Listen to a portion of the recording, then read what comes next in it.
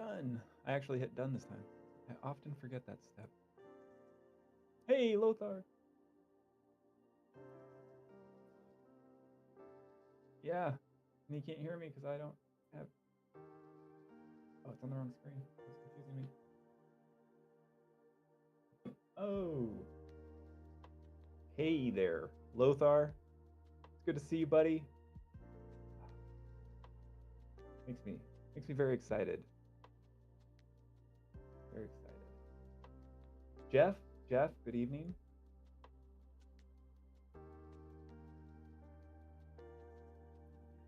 Get that out of there. Haven't even finished logging in on this yet.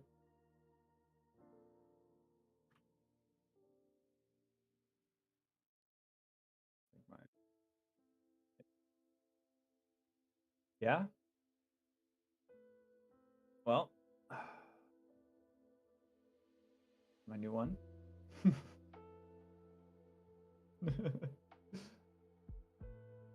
Well, Junie got this for me for my birthday or Father's Day. I don't know, the same month. I'm not sure which one she was planning on giving it to me for. But she wanted to cheer me up the other day by playing some laser tag. And yes, that's much more of that's what Junie wanted to do kind of thing. But it wasn't as dark as we wanted it to be for laser tag. So she was like, well, what about, Mom suggested, well, what if you give her the mug? Give him the mug. She was like, oh, well, I guess I could do that. Of course, she was very sad after the fact because she wanted to give me the mug for a different date. I had a Yoda shirt she gave me for Christmas. She held on to it for 6 months. Like the kid is really good at holding on to a surprise. So she was a little disappointed when it kind of like she realized that she had given this away already. I was like, honey, I can always use more mugs. I drink coffee every day. Fine.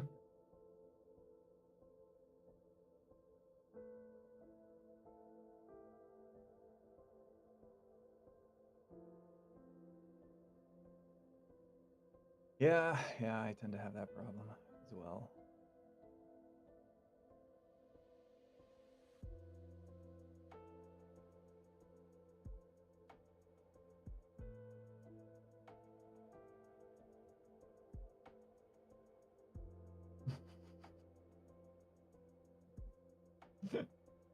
And you're like, okay, daughter, you're too good at this. But something else that came up this week, and I realize is, I think, necessary at this point. Uh, Junie has been enjoying a joke book, and so I had to pull out my dad joke book. And I think there should be a pun before we start a match. Uh, do I enjoy making courthouse puns? Guilty.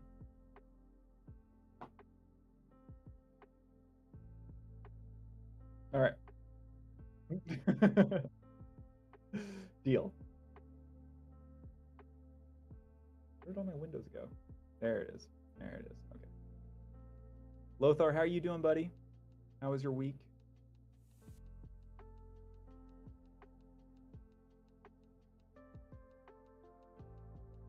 Pretty excited. Pretty excited to show you some stuff. Got some cool things to show you this week.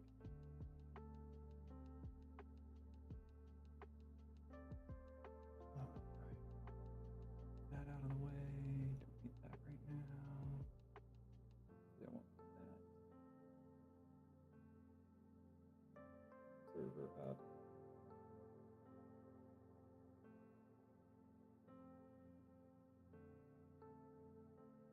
Bingo, bingo.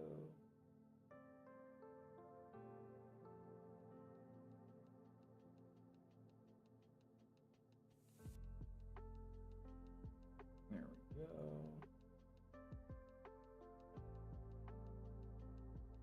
Ooh, Hall of Shame. My favorite hall. Beautiful. We know that's going to be top tier right there. All right, what do you got? Throw one at me.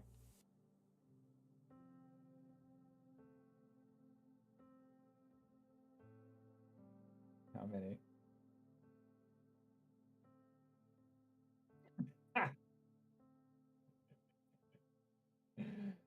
Yes, I like like it. I like it a lot. Classic dad joke. All right. Where does my window keep going? Oh, can't minimize it.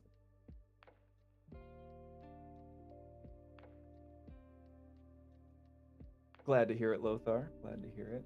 Yeah, Jeff, it's it's the year. This year the coughs have been nuts. They stick around for way too long. Won't let you go. Cray cray.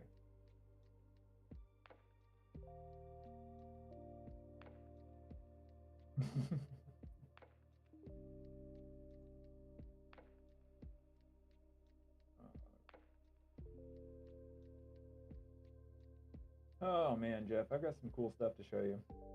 Definitely, definitely realized uh, some of when I was in the Navy, we had this term called nuking the problem, and it's not specifically blowing things up, but nuclear engineers are a particular breed in the military because they have an issue where they take a problem and overcomplicate it drastically. A good example of this would be like if you ask them 2 plus 3, there's a good chance that they would break it down and go, well, 1 plus 1 is 2, and 1 plus 1 plus 1 is 3. So 1 plus 1 plus 1 plus 1 plus 1 is 5. Way too much. And I was working on the aiming issue that you had talked about. Remember I was talking about like trigonometry and tangents. Ooh, hey, babe. And I'd set all this up. I put some measurements in place, did some offsets, and got some trig happening. And then I went to fire the weapon or fire one of the spells off, and it just shot in a weird direction, a really weird direction. Like, okay, hold on. Don't know if I understand how I'm doing this. So I hooked up a bunch of print strings to it, and I was like, okay, all right. So now I'm seeing a bunch of numbers go by. Don't know what most of these numbers mean, but all right, I'm gonna get this. I'm gonna figure this out. And then it clicked. I'm working in a game engine. They have functions for pretty much everything you always need to do. There's a function called look at. Just plug in a couple locations and it just gives you a rotation.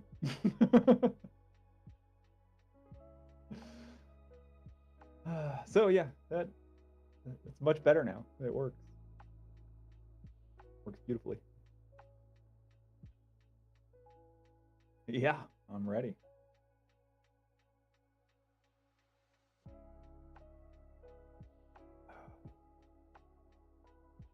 Woohoo! I already know that you're gonna see your skin, but I don't think you see mine. Oh, my daughter tested it out earlier, so I know that's an issue again. Replication.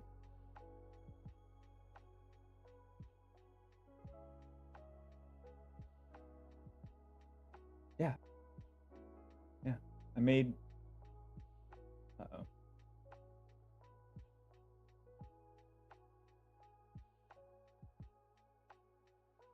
There. Oh, there we go. Okay. Server was taking my computer. Yeah, there's a crosshair because, as I said, I made it precise. So now I'll give you a precise indication as to what your plans are. I left it a box initially because I knew it was not where you'd want it to go.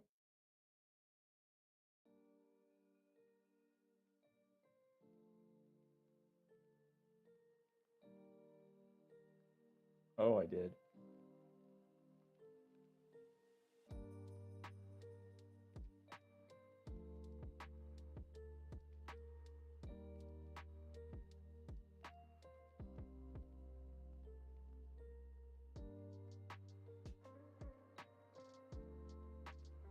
Not access specified channel.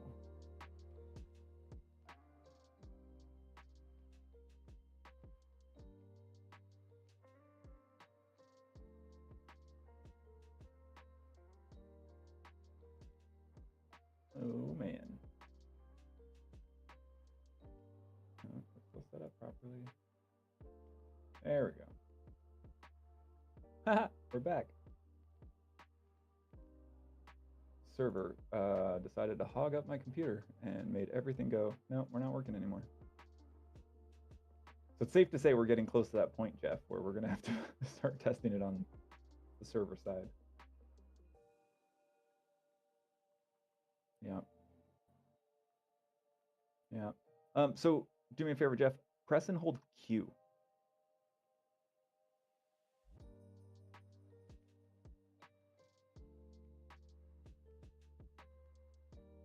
So if you move your cursor in a direction and let go of Q, you'll select one of those spells.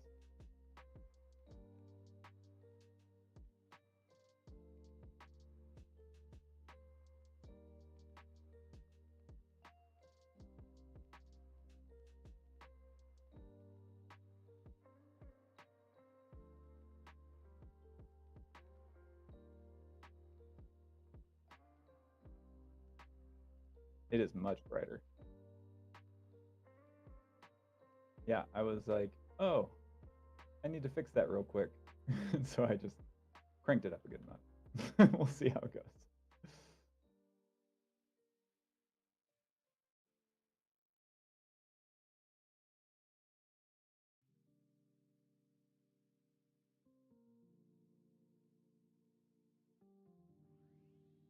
On Alt.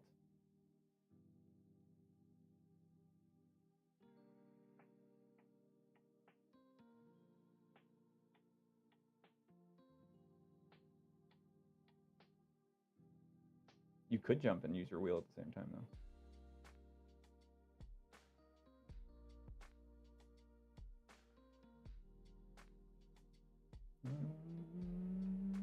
You might.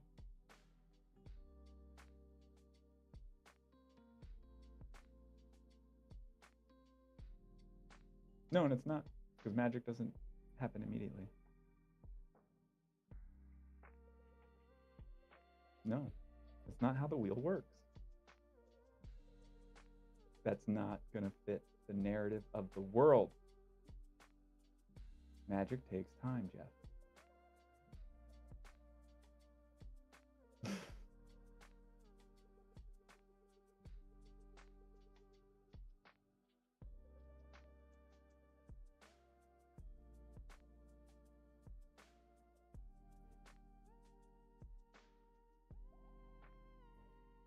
So then how do you call your spells back if it's instant? Q calls your spells back when you push it. No, we don't want to spread out the keys. If we spread out the keys, we can't hit console.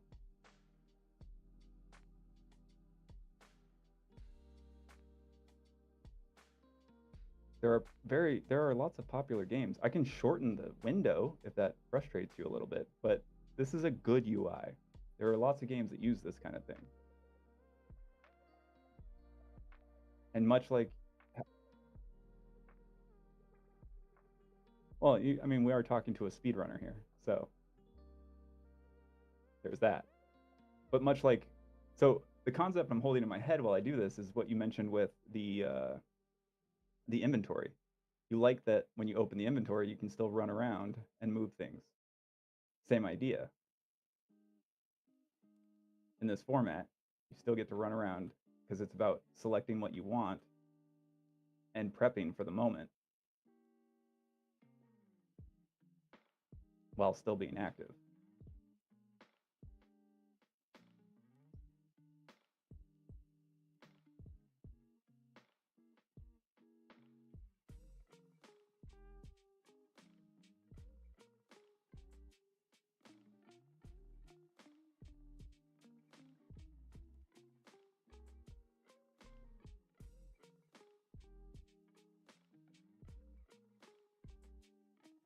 Nope, should be the same. It definitely will be bigger, though. I've been realizing that. It probably will need to.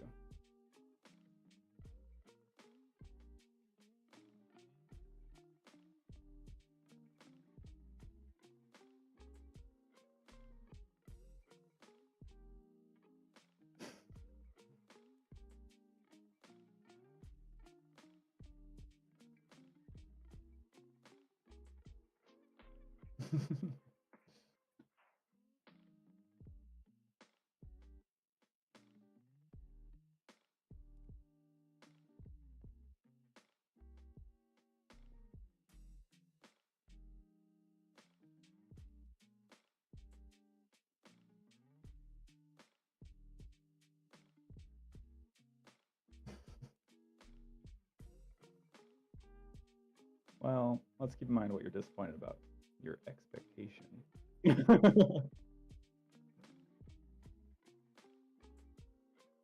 Well, that's something I've been noticing this a lot as I do research on other games, is that a lot of games take, I guess it's artistic liberty, but they tend to take very closely from something else.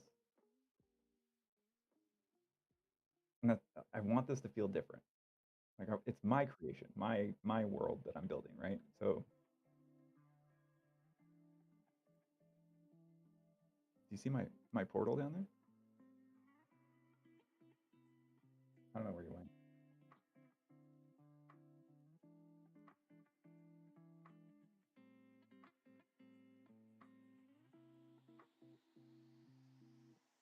Excellent. I believe in you. You'll make it there.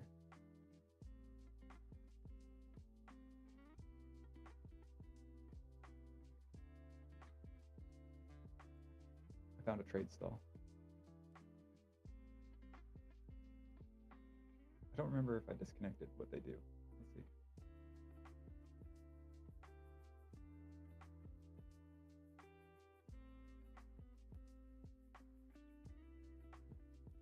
Yep, looks like I disconnected.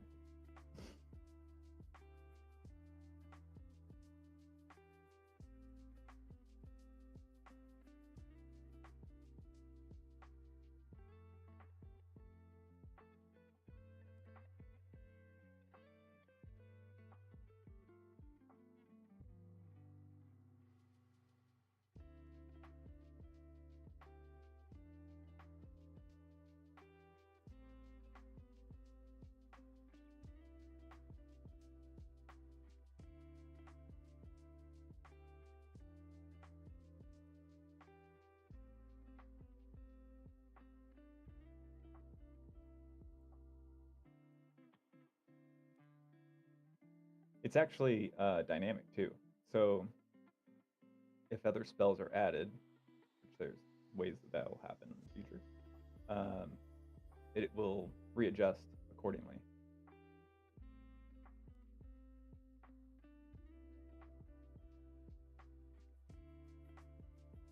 Yeah, you said you wanted it bigger.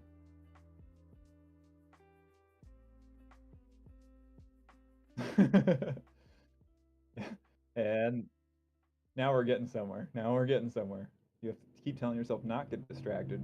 We're getting close. That's what we want.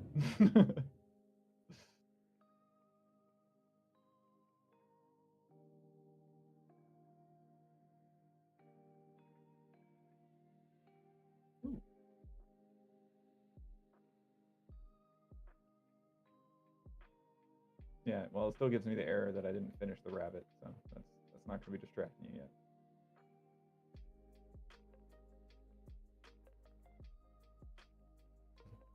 The rabbit can't run because you didn't give it a transition. All right, fine. Okay, this is rad.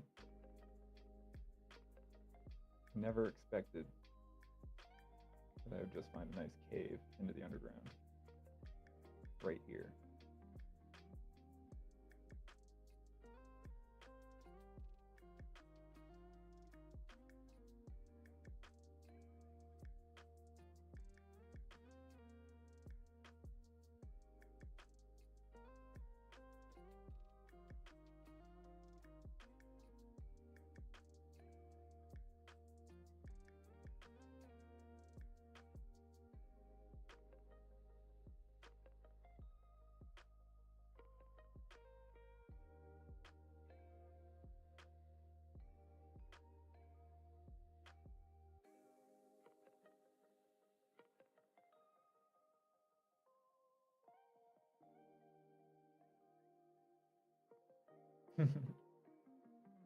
On to the obelisk.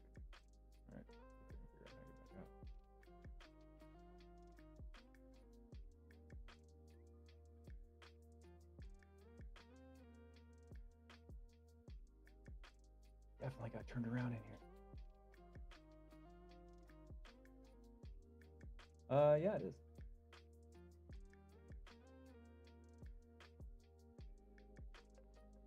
Nope.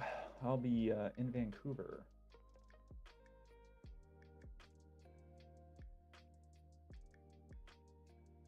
Absolutely. Yeah. I'll be hanging out with some friends. One of it's their daughter's birthday, and we made it last year, so we're lucky enough to be able to start making it into a tradition. So very excited. I accidentally last night I was playing a game with her dad, and she came over to the mic to say goodnight, and I was like, "I'm excited to see you next week." And she goes, "Okay, wait, next week? What do you mean?" And all of a sudden he grabs the mic from her. It's like, "What's going on? What's happening?" I was like, "Ooh, does she not know?" Manly, what's up, buddy? Hello, gents.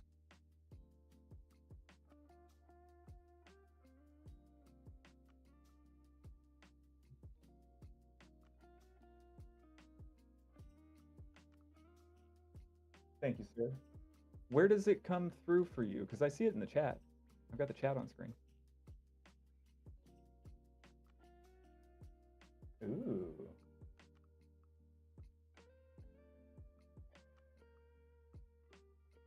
Ooh. What's that about? Man, this is all sorts of caves. That's cool.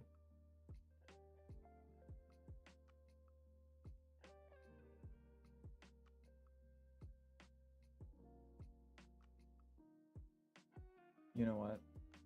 I may have modified the obelisk very quickly. I wonder if it has a collision issue.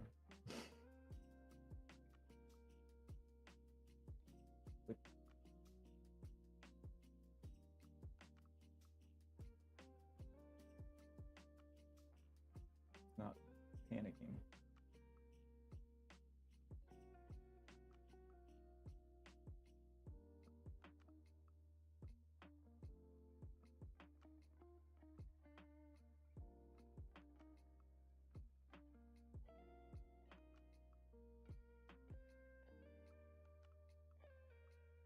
How you doing, Manly? Oh, down the area.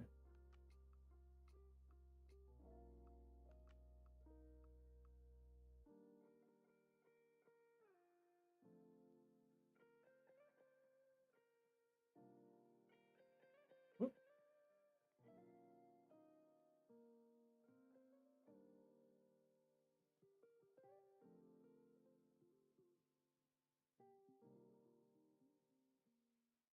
Trying to work my way to you so I can test it too.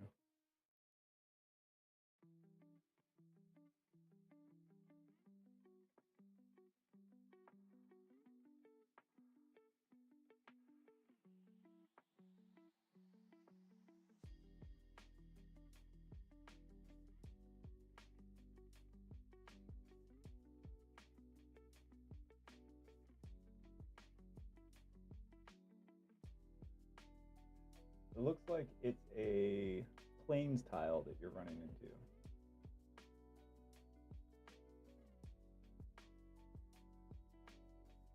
One that's not on your screen, but on the server.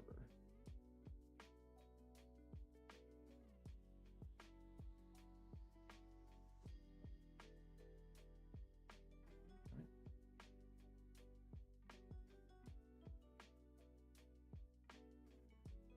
Well, if it's outside, if it's in the space where you can't reach, then you won't be able to.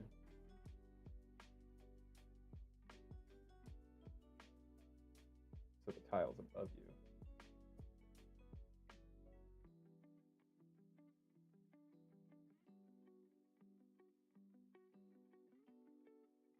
Yep, I think so. It's near mountains usually, so pretty sure I'm in the right vicinity.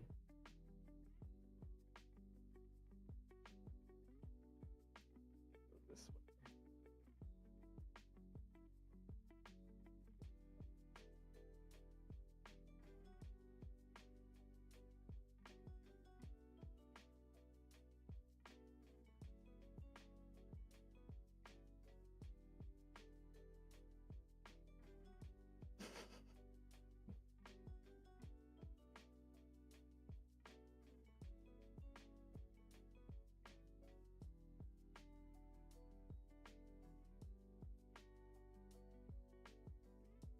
Well, because it's got to check to see if there's a stack, and if there's not a stack, then it drops the remainders. But in order to have interaction, it has to be an actor, not a static mesh. But the actors are timed to die if they're left out on the ground too long.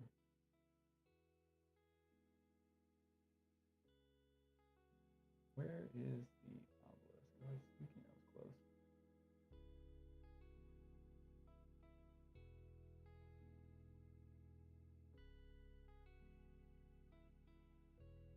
I wonder how far away you ran.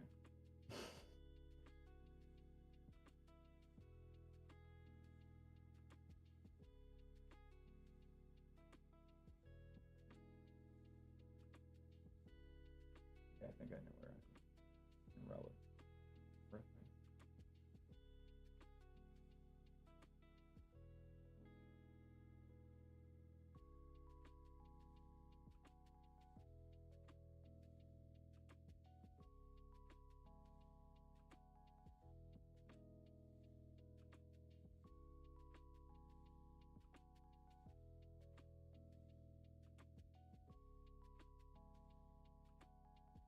Who's there? Daisy who?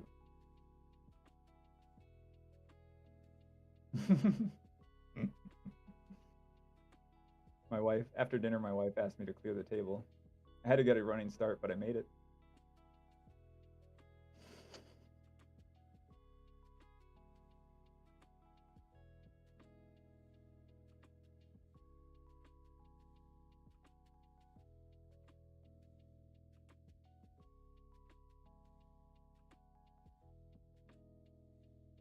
I saw it too. It's pretty far in the distance, though. Okay, so I think you're over in that direction there.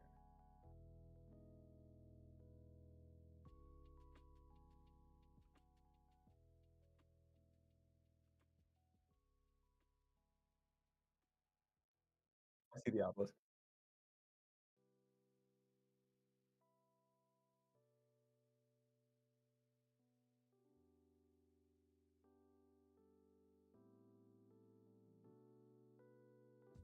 Oh,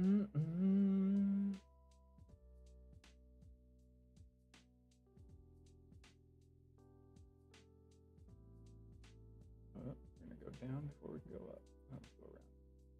Can we go around?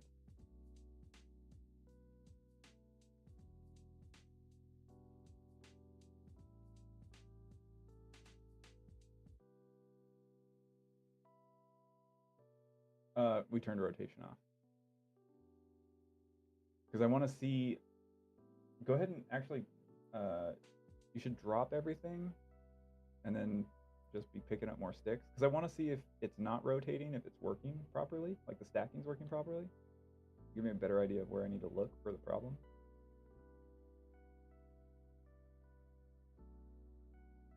Because I think if they're rotated is when it can sometimes overlap.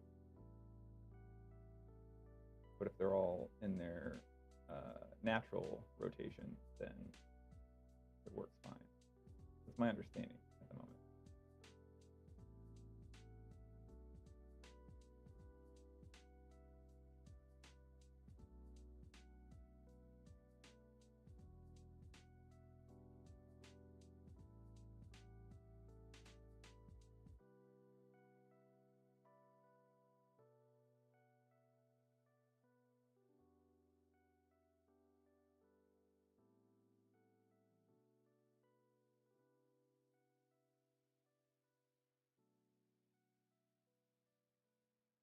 Okay, I had to go around a ravine. I'm on my way still. Stupid. Find that way instead.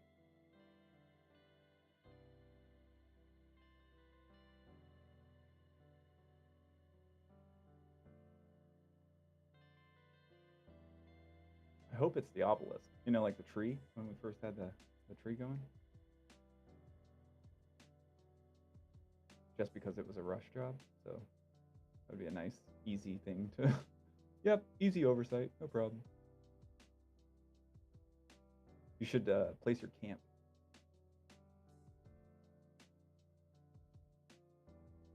Middle mouse, yeah.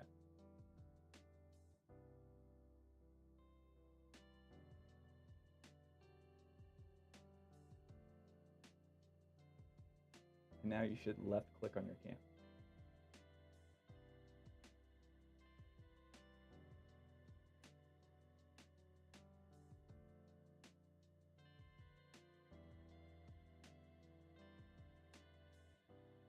On the post itself.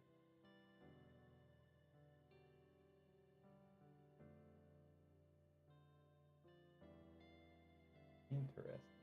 Okay. Okay.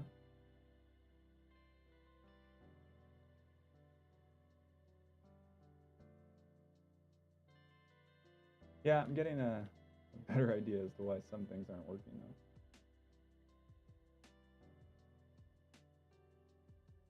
You should have placed a portal.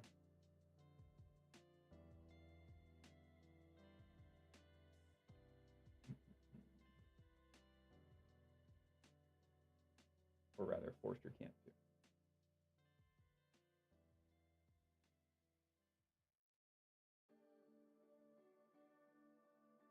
So we won't be able to test the other thing.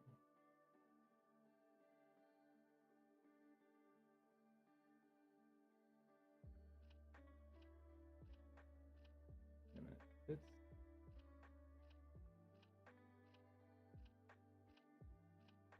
It's doing that, but it's not doing it for the excessive stacks. Interesting. I am.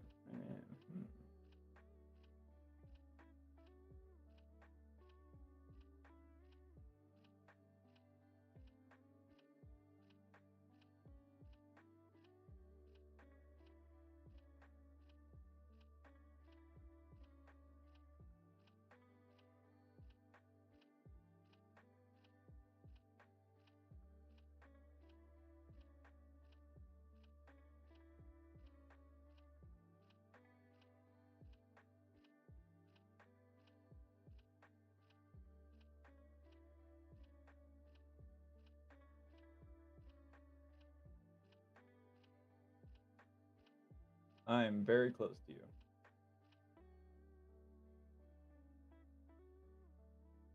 I'm like right next to the obelisk. Where are you?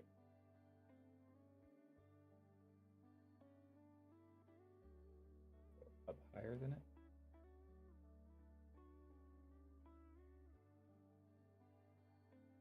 Ah, there you are. You can't approach from here. Oh, no, now we can.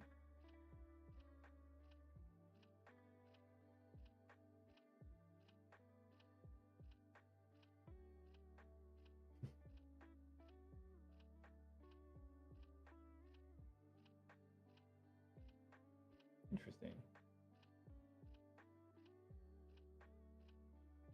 See if I can walk past where you are. Yeah, I can walk through that spot, but there's other spots.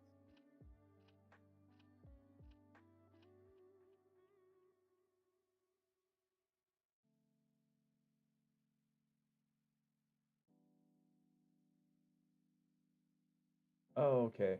I think those are rocks. They aren't big enough to be. No, it says plains.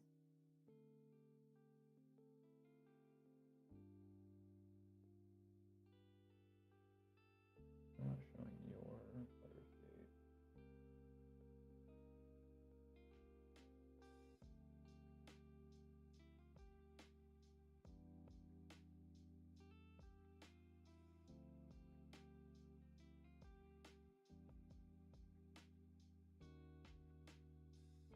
I think I was stuck on a bush that time.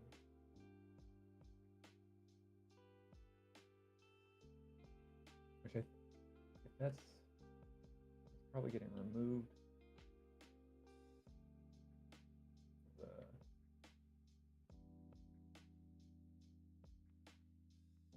Yeah, I think because I sized up the obelisk, it's then cutting out some of the foliage around it, but inconsistently apparently.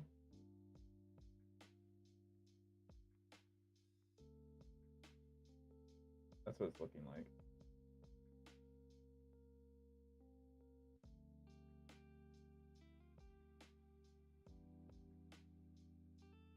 All right, sounds good. No. No, if you throw your, I put a tap icon because I couldn't think of another good example for now. But if you throw that at a tree, tell me if it does anything.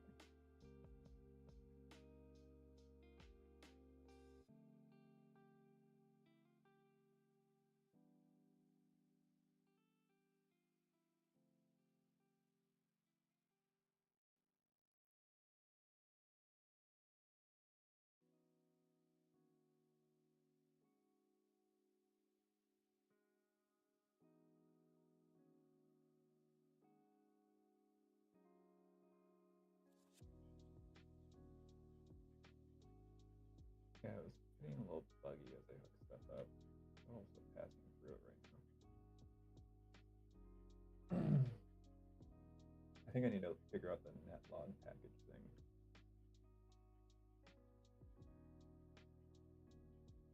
That seems to be holding back the functionality.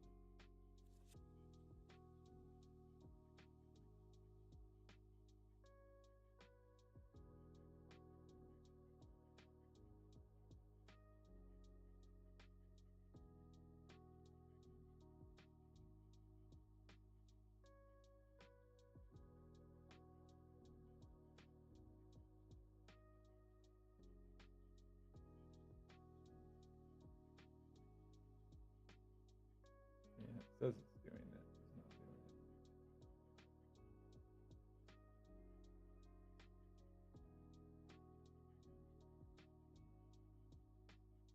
Nom nom nom.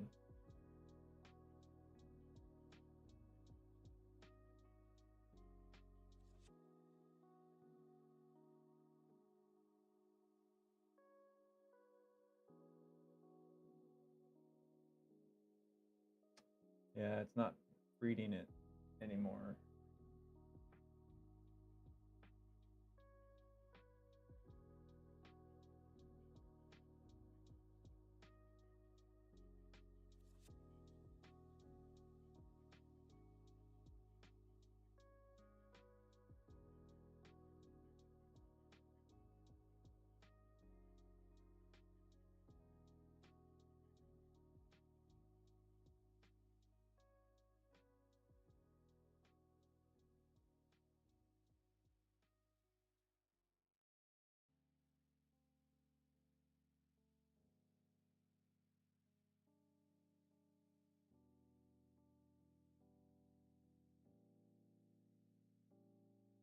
Yeah, it sloped away too far.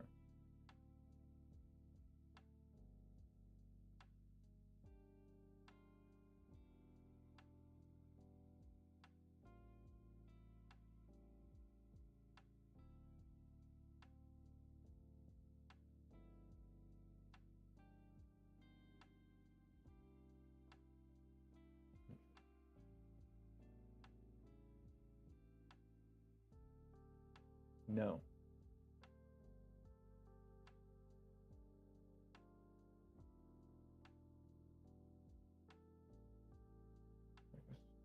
Okay.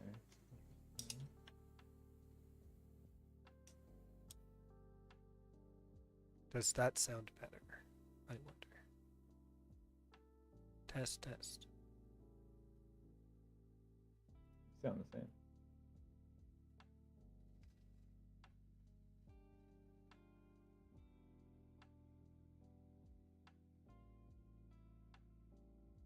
How's that? Ah, that sounds good. There we go. He's using my webcam mic. That's why I can hear your family so well. Yeah, and I'm like, I kept going like,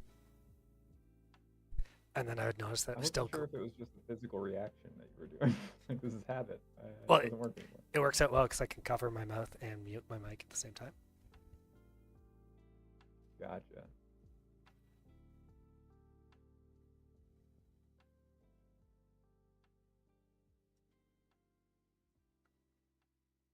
So you had added in exit portals. Well, yours didn't spawn, so apparently not. I'm not sure why that is.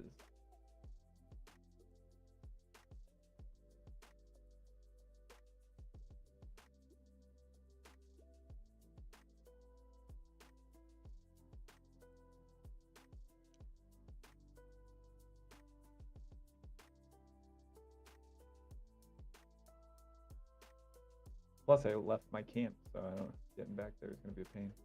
I don't know where it was. Fair enough.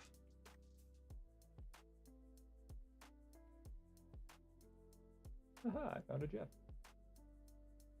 You found me? A wild Jeff appeared. Where are you? Dun, dun, dun, dun, dun, dun, dun. How did we run into each other? I was looking for you. That's all well and good. I was running in random directions the whole time. Maybe not as random as you think. Apparently not.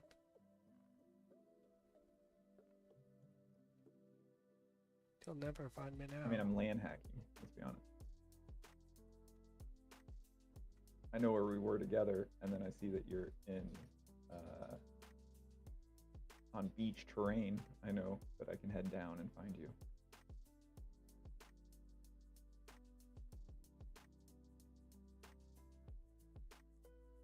Sneaky me.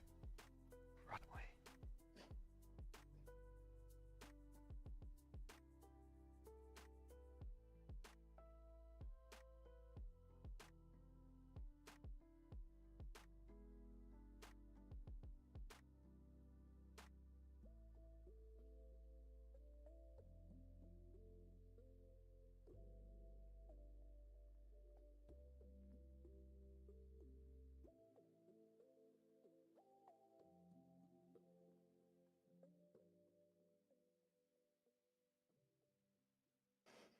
I really like the way that looks. When you're down in the forest and all of a sudden I just see the glow of you casting. And if there were like actual damaging spells, think how ominous that would be. Exactly. That's what it was like. Oh, now dodge, duck, weave.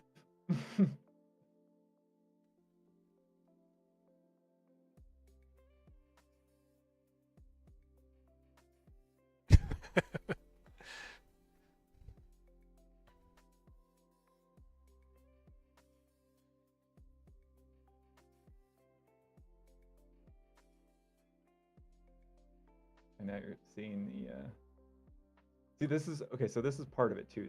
So in the beginning, right, we're very much farming and wandering around, having a good time. But when you want to cast a spell at the point of PvP, Yeah. it becomes much more risk reward, right? Because remember, those are going to be buffs when they hit each other if we're on the same team or something. So if we're going after the dragon together,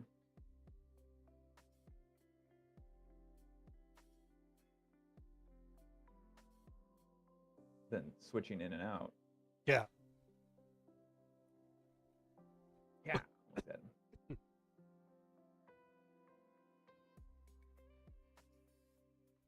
Now you're stuck in falling. You just see me as falling. Yeah. I wonder. See, I think all of this comes back to the net package. If I get that fixed, then I think we'll stop having these weird issues. And, like, I can't climb right now.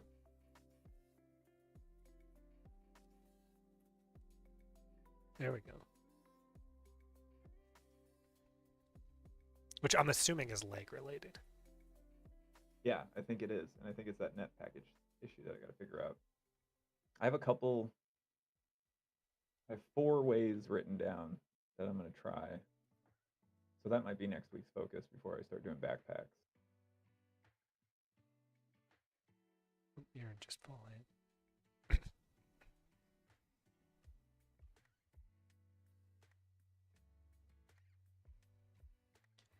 I have a weird idea that I don't know if it's a good one or a bad one, so I'm going to just say it. I like those. So I don't. The concept is one thing. The implementation would be very different. I'm going to explain it as the concept. Okay. Okay. So we've talked about having the various houses and earning reputation with them. Yes. Correct. And I'm assuming that there's going to be little quests and things that you can do to earn extra reputation. Yeah. What if there is the equivalent of like a capture the flag style thing where there are specific things that you can get and bring back to your base for each house, and it gains you a significant boost in reputation? I could dig that. Obviously, it would be a large item that would go in your inventory to keep things simple and clean. Mm-hmm. But when you have it, it should somehow announce that you have it. So it creates a PvP desire, but also the consequences to the PvP would be much higher against that house.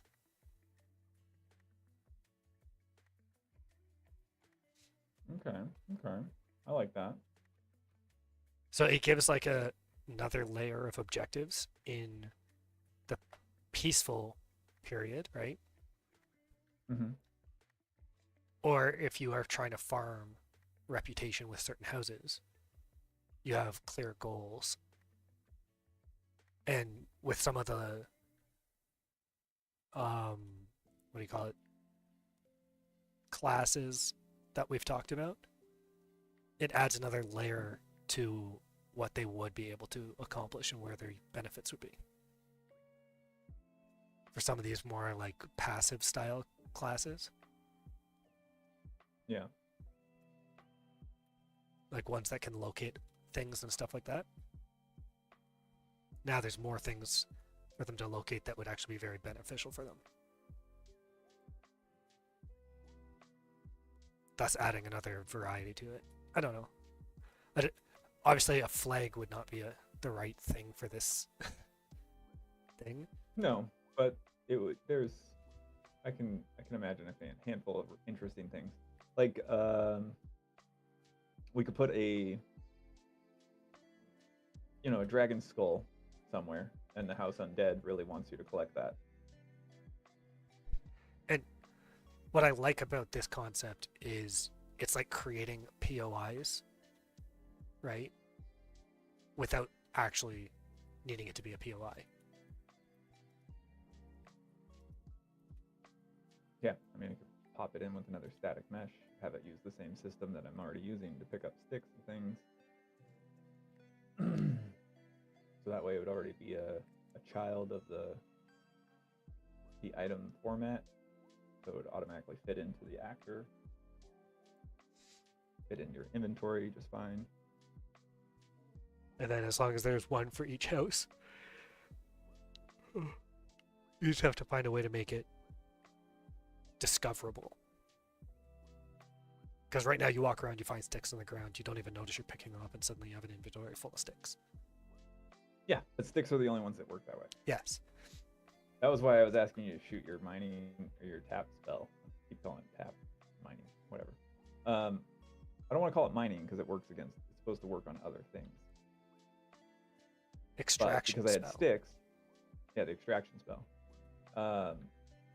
Because I had sticks, I was trying to get it working with wood so that if you shoot it at the tree, it would shoot wood back at you. But every time we hit the tree, I get an error, or not error technically.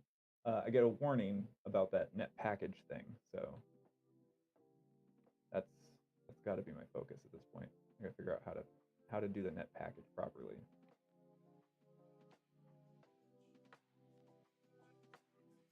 But I don't know. I honestly don't think that would be a very tough thing to implement. There we go. No, I don't think so either.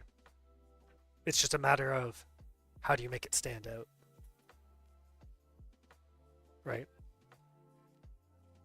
I think it would probably have its own glow or some sort of. Actually, I think something, if it's glowing in the material, it already can stay a static mesh. Doesn't have to worry about becoming an actor, so it's not a laggy item. But then it becomes more prominent at night because it's glowing.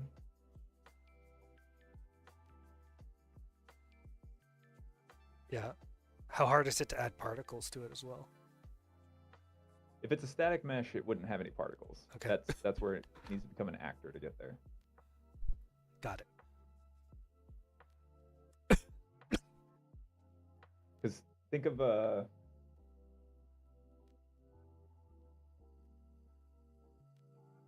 a good analogy? I mean, a cup of water. Okay, if there's no water in it, it works great as a static mesh. It doesn't do anything. There's nothing moving. Yeah. But if you want water in it that shifts or moves in any way or warps light or reacts at some point, it has to be an actor so that you can have a cup, which is a static mesh still, and particles on the inside of it that move around. Alternatively, you could look at the towers. There are tons of static meshes, also some lights and different things. They have to be an actor to bundle those all together. Yeah. So don't make this a focus for this week. We need to come up with ideas for each house. The extraction spell is more important. Yeah.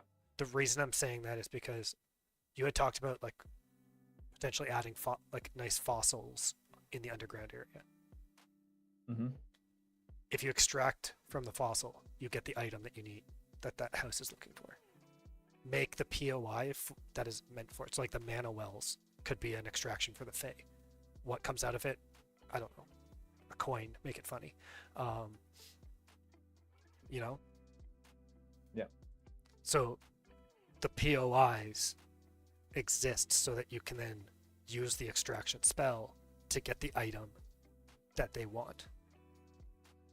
It also makes it not be like a one-of-a-kind type thing, which isn't a bad thing in my books. Well, and it also means that it's not, it's not a single flag. And what we're looking at is lots of players online at the same time. We don't want to make it that much of a have-not situation. So if someone can find the source, they can share the source, and then everyone can go get it, or a greedy person can go take it from someone else. Yeah.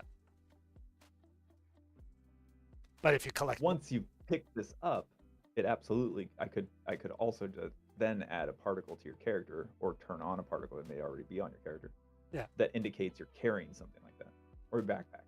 Yeah. In your backpack, which I think is fantastic. Because it's like leaking energy because you have something big in there.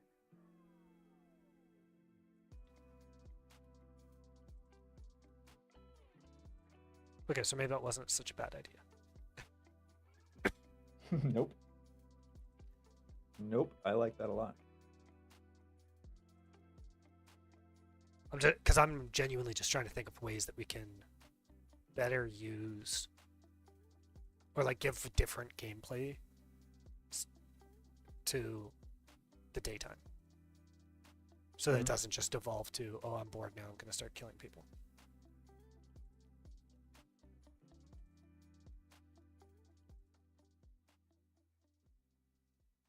Yeah, because I think each house already has like small ways that you lose based on what you can do. As an example, like I forget who it was.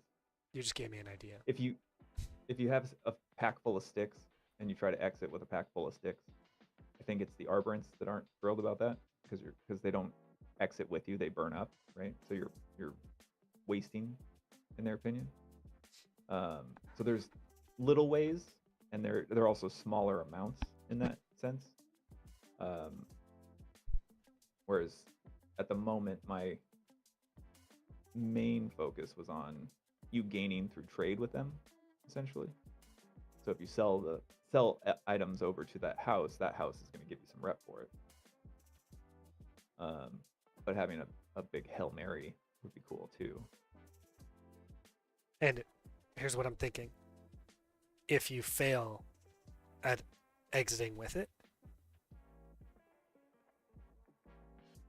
then that house gets penalized in reputation, not just you.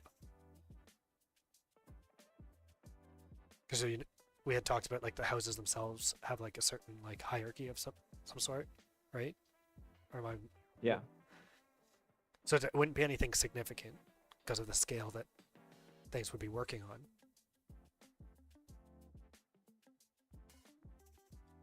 But then this is a fun way where people like it's only if you fail to exit with it. So if you extracted with one house, like you extracted a thing, someone kills you and takes it, you can go and get another one and then go out of it. But it's like it turns on a flag inside the character themselves saying you need to exit with this, or your reputation with the house and the house's points go down. Mm-hmm. Something like that. Because then it creates like this meta gameplay that new players don't need to even concern themselves with. But higher level players would have a solid understanding, and it gives like more of a purpose to the PvP beyond just trying to get the specific loot. Right. Thus being able to game that system. And it also would be something that, yes, players could abuse. They could manipulate the houses in ways of saying, oh, I'm going to go hunt down this, I don't know, whichever one, extract it, then drop, like, I'd say it's not a droppable item. I don't think they should be able to drop it once you collect it. But maybe you can. You get rid of it in some way. So if a full group goes in as a team, they all go and extract the same thing, they all fail, they're now decreasing reputation and points. So then they can manipulate the housing scales in that way if they needed to. Mm-hmm. Which I think would be a very interesting way of playing to that and having like a direct correlation, but nothing significant. Like you wouldn't want it to be huge where each one is massive, but it means the player base could control that lever now as well. Right. Yeah, which is all kind of tied in with our long-term goal there. Yeah. So what happens if I make my camp here? Nothing. You don't have a camp yet. What? Yeah, your character's weird. Can you make it? Oh, no. I disabled something. All right. Can you make your exit portal? I want to see it. Ooh. Yeah, I did. There it is. Can I go through it? No. No. It only works for me. Okay, but here. Okay, you're gonna have to. I don't know how it's gonna work. We might end up having a main menu this. Let's see what happens. So. Should I hit main menu? Did it change? Oh, it didn't change. Okay. Did you just end up back in here? No, I'm a spectator now, without control. Oh. I'm exiting. So I was telling you a little bit about this earlier in the week. When I was setting this up, I basically set it up so that it's checking to see if we both go into spectator mode, which is the equivalent of us exiting. And the reason that it can only do this at the moment is because right now I'm running the game session on my computer. So there's not another game session to go to, which is where I would go if I exit the match. So I can't go to another game session at the moment. So if this is not if I main menu totally reflective, what would happen? Go. I don't know. Go. Try it.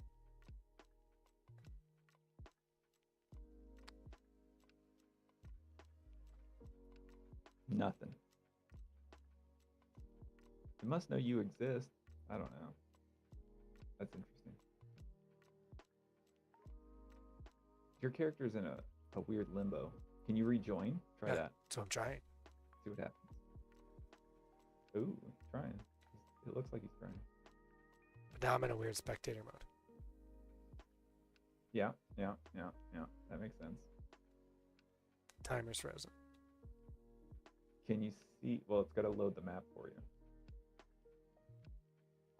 See if it loads the map. That's what I'm really curious about, because that was another thing I tried to fix.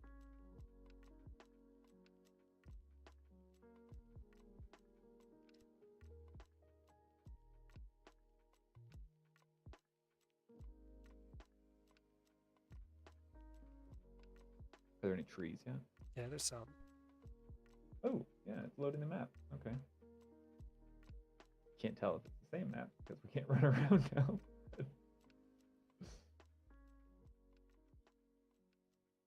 Doesn't look too far off. I don't know.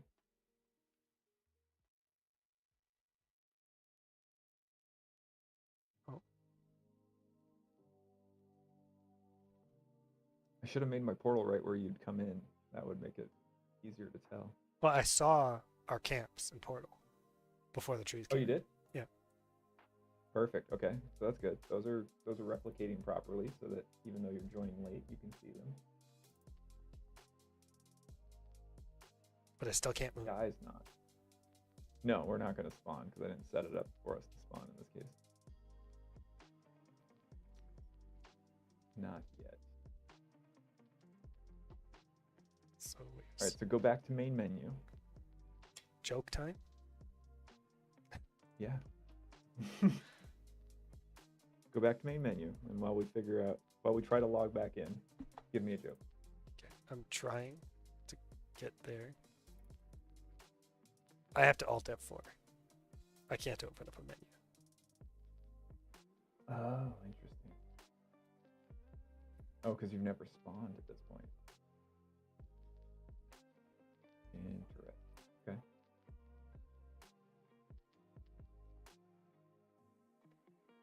So while we go through that, See where I end up. Oh, I ended up in the same match. I'm gonna see if it looks like the same trees and rocks that you saw. what do you do on a remote island?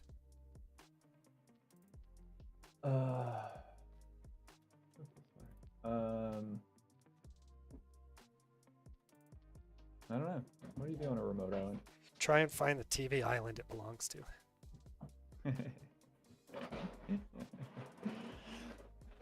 If prisoners could take their own mugshots, they'd be called selfies.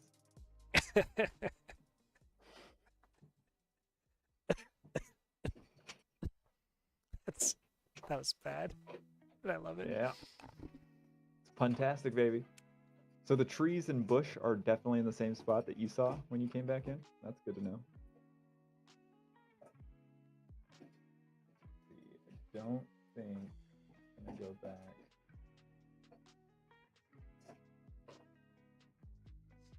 To the person that stole my Microsoft Office, I will find that.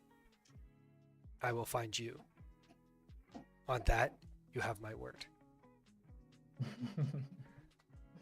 Oh, here's a fun thing that I learned today. Oh. On your computer, and this won't crash anything, don't worry, it's not bad. Hold Alt, Control, Shift, Windows, and then press L. Yep, I knew about that.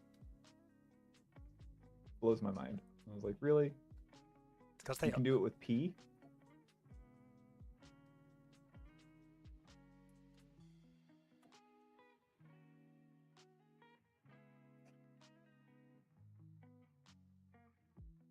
Oh, interesting. I didn't know about the P one. And then try it with T.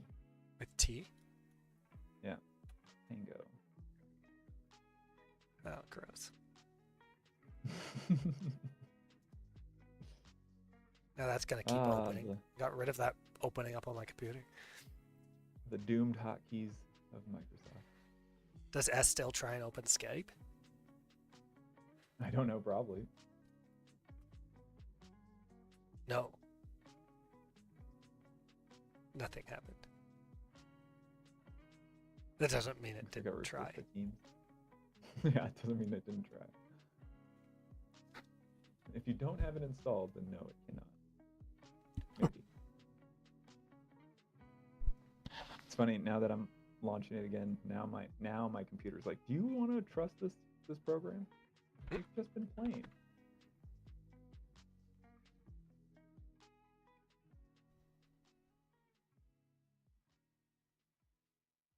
Oops, I think I did the wrong password.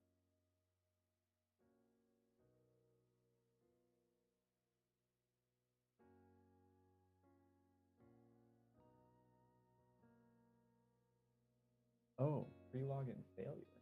That's exciting. Oh, that's new. Sometimes it does that.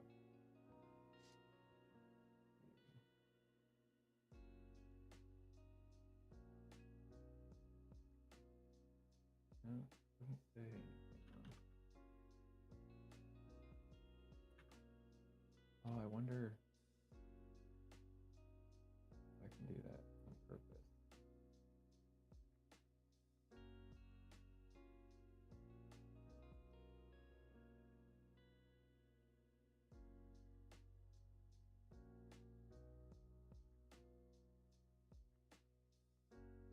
Oh, did I crash the server?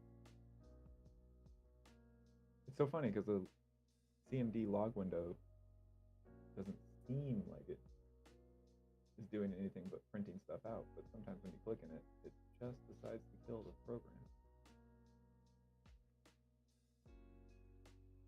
All right, try that again.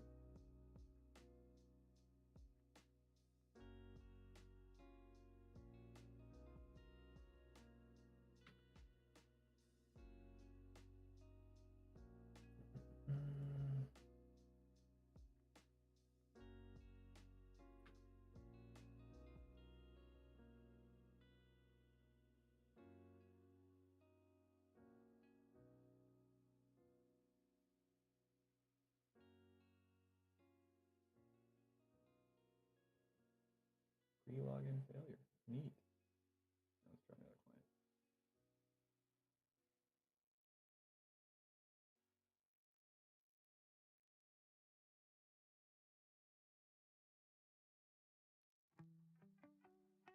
At least from what I'm seeing right now, I think the reason that the client was so slow earlier is just because Windows was like, we don't know. Huh.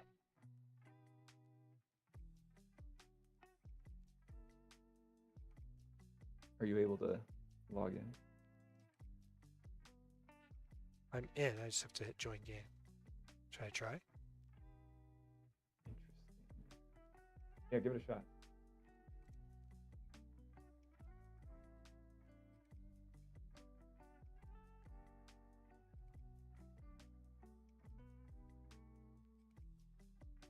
Something went wrong. Oh, it didn't even give me a...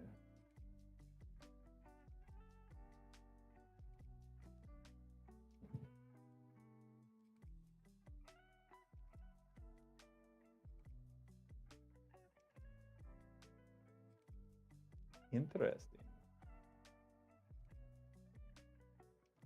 Match is still open.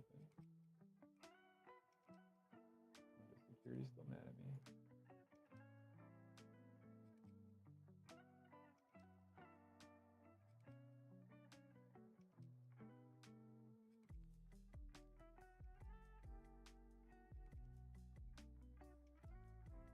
Server has a heartbeat. Let's try.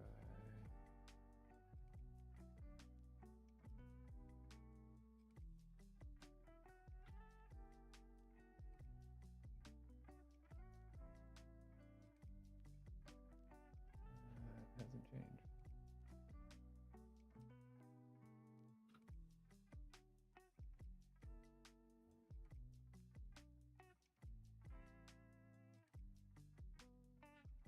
Not the right version.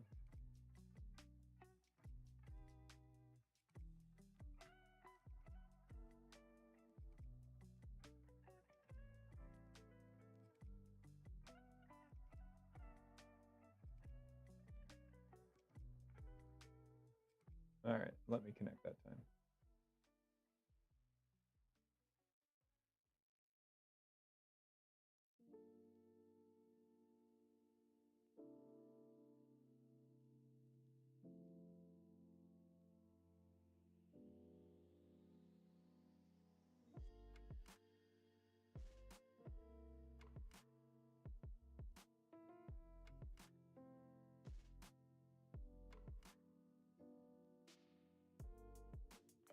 Can you go ahead and try and connect.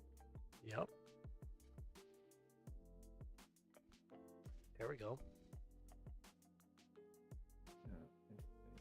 Sometimes the game session just does not like play.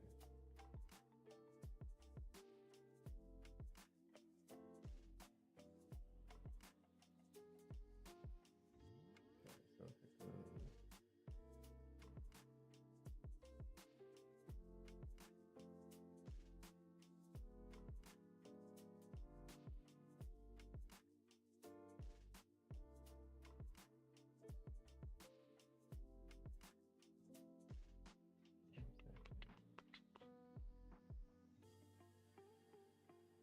Yep.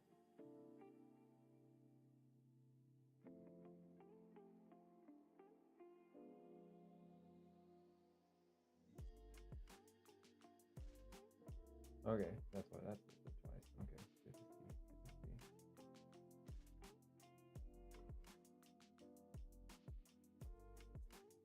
In your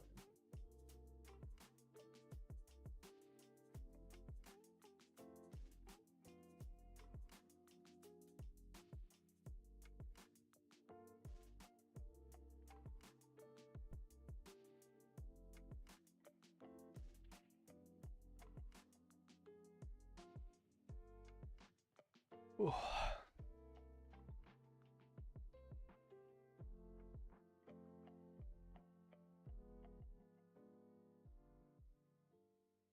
I had a delicious dinner.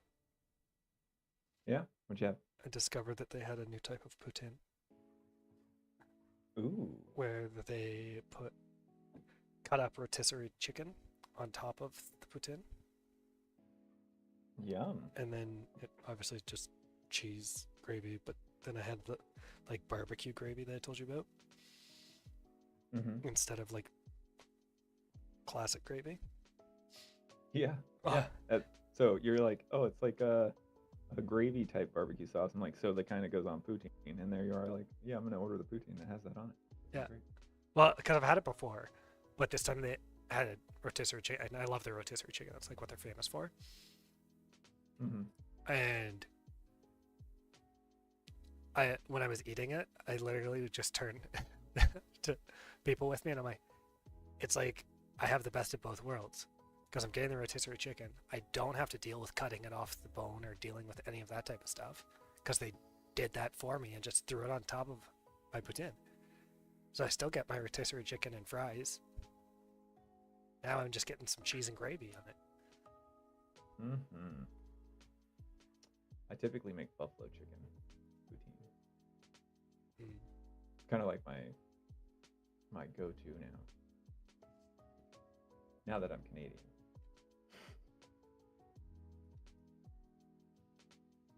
This guy going.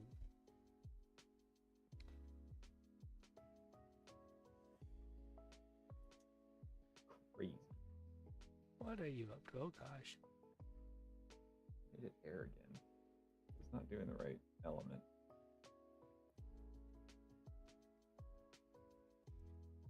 And it looks like it's a...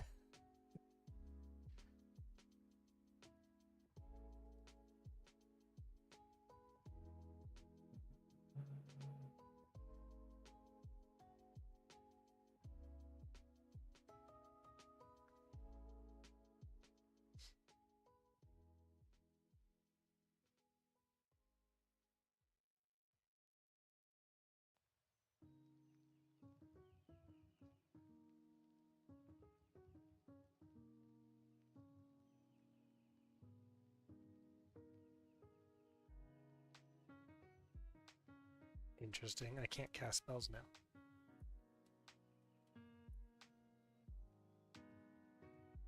Oh, really? Oh, nope. I casted a spell. There's just some horrible rubber banding going on. Yeah, it looks like it's trying to catch up on something. Well, you did, like, hit your camp 600 times. I just wanted it to spawn the portal. Yeah, but you're using technology like a child. Push it 60 more times, it'll definitely start working. No. Technology does not like it. If you overwhelm the input in a game, You sometimes get unexpected results. There was method to my madness. Like rubber banding. There's your unexpected Yeah, result. exactly.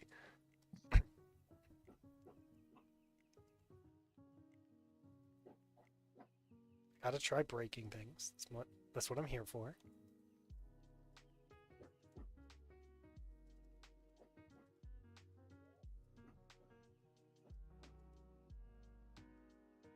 Okay. Definitely needs to be what I focus on. So then the question is,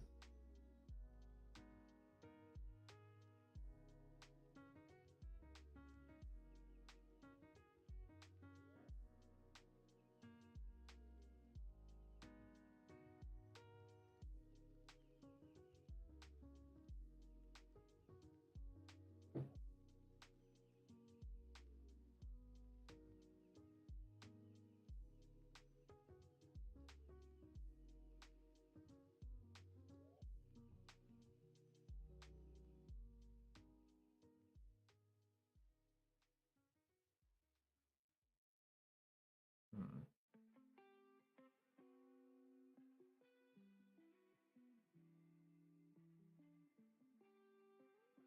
I wonder if they'd be in the same. Figure that out.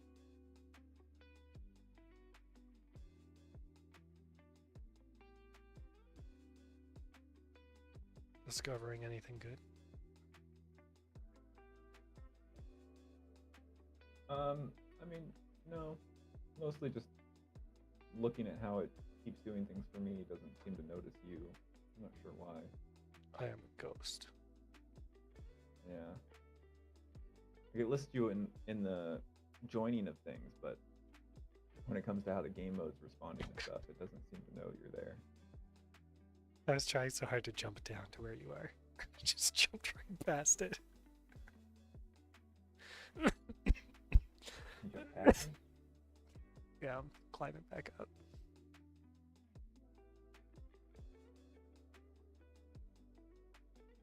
Unless you've moved. Yeah, I did. I went to the left. I see you over there by the portals. I do like that the lanterns are pretty well visible from a distance. I like that too.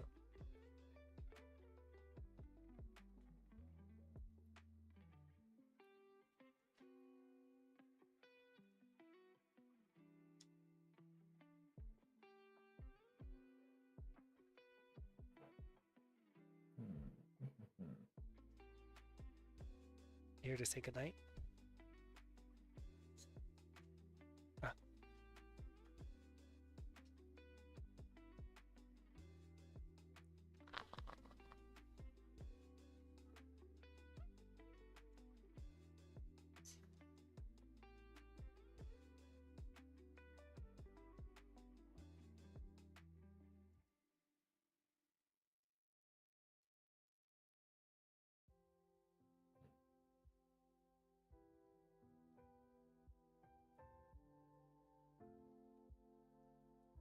She's gone. She went.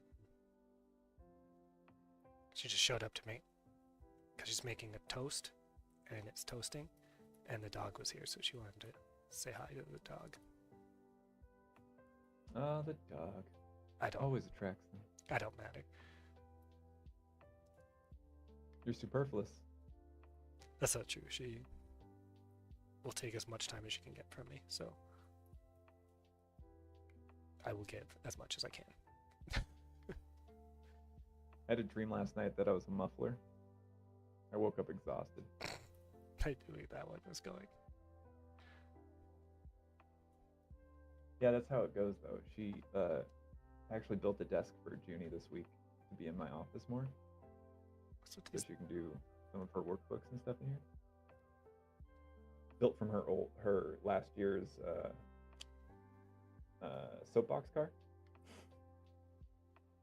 See that, Jeff? Oh, I was like, so we're signing you up for this year's soapbox derby. Can I go ahead and take your car apart? She's like, yeah. All right. Spent the afternoon making a desk. I like that. she likes it too. I think she missed it because I used to have my desk on the other side, and I had a desk set up for her. But since mom's been home more, she tends to spread out. Junie takes over whatever surface she can find. And now that she's back in here sometimes, she's really enjoying that. I'm getting the laser lights from underground on the surface.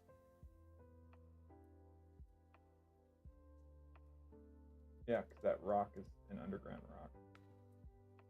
Definitely not underground. No, but that rock is an underground rock. Interesting.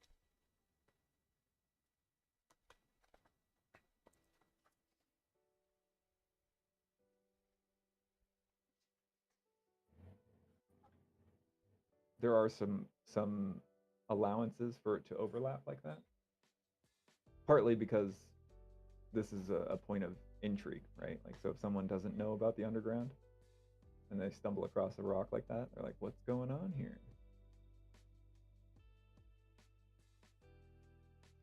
But there's no entrance to the underground near it right Yeah. But it makes you curious to find one. now. It does. It literally made me want to go find one. That's because I know it exists. Exactly.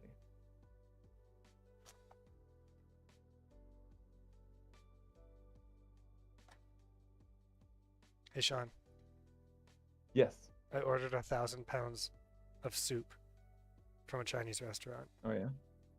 I ordered wonton. Yeah.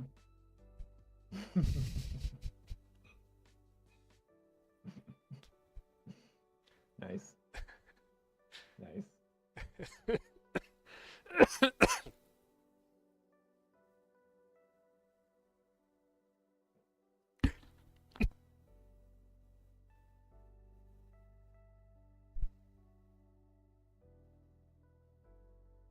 Oh, and I guess sometimes you see the crystals underground, like above ground, and further makes you curious. Yep.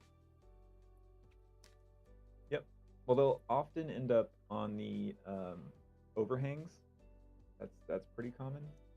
I like that, though. But yeah. Again, and it probably isn't near an entrance by any means. Like, that's not necessarily going to happen.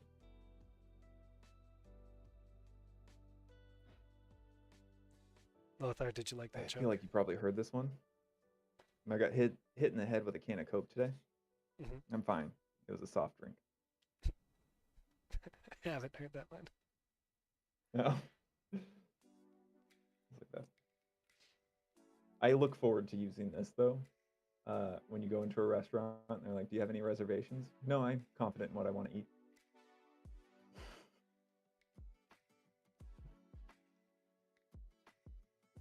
I like the one where it's like, waitress asks, "How would you like your eggs?" I like them just fine. No, how would you like them cooked? Oh, I like them cooked even better.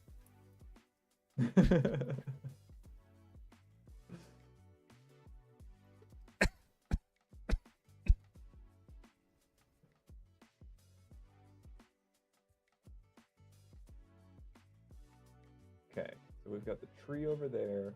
We've got mountains over there.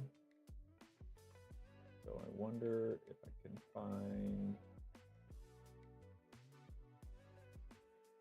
I discovered that the hinge that I told you about was itty bitty.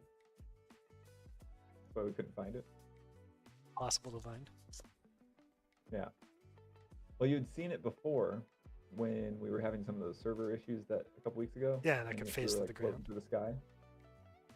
But because it was so small, and because we didn't know where we were standing versus where things were supposed to be, it was hard to tell that it wasn't like far away. So it seemed like we were much higher than we're supposed to be. But it was tiny. That was the real problem.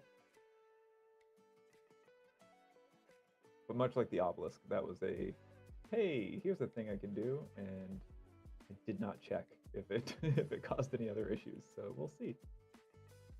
I'm gonna see if I can find it.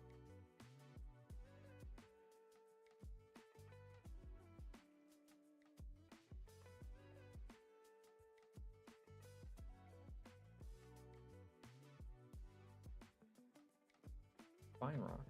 I didn't like you anyway.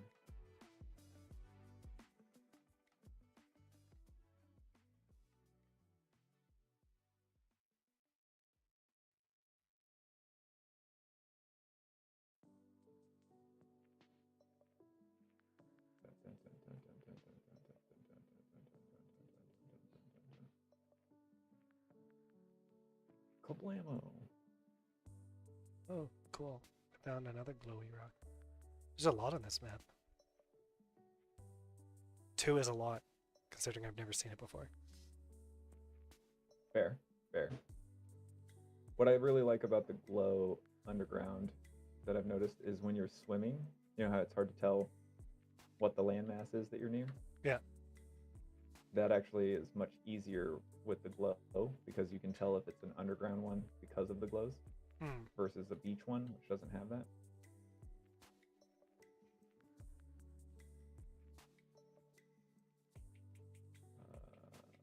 And I think those also indicate in a way.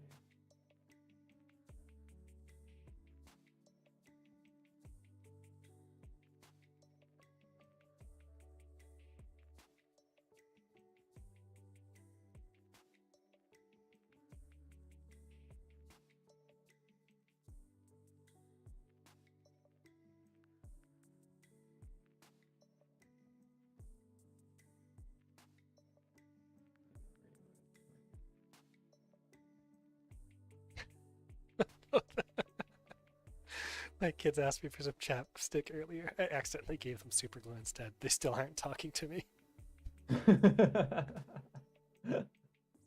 I like that. That's hilarious. My wife asked me to sink her phone, so I threw it in the ocean. I don't know why she's so mad.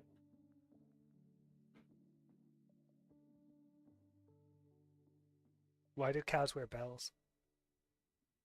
Why? Because their horns don't work.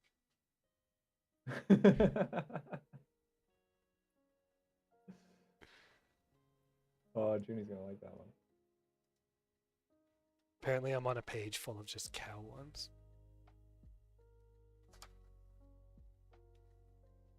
Well, if you ever visit the dairy farm, keep that one ready.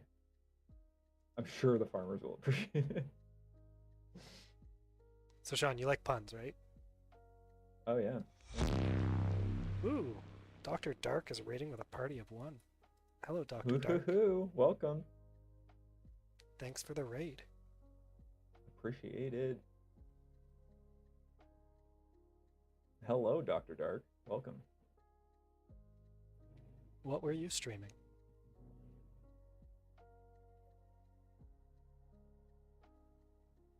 I hope it went well.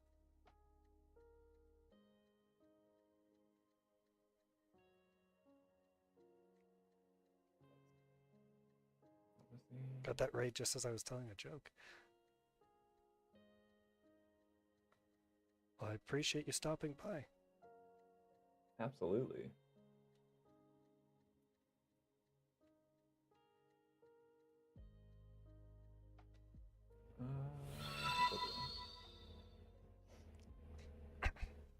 Trying to understand C++ for Unreal. I can understand that that learning curve. What how no, I don't even know where to start on the questions there.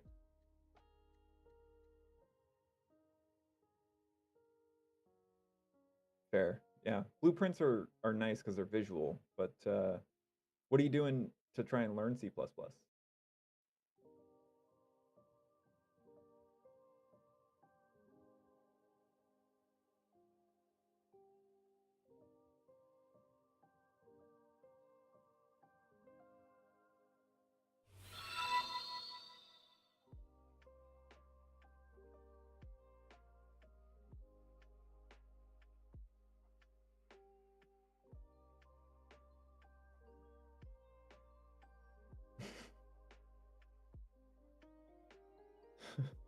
A skeleton walks into a bar and asks for a beer and a mop.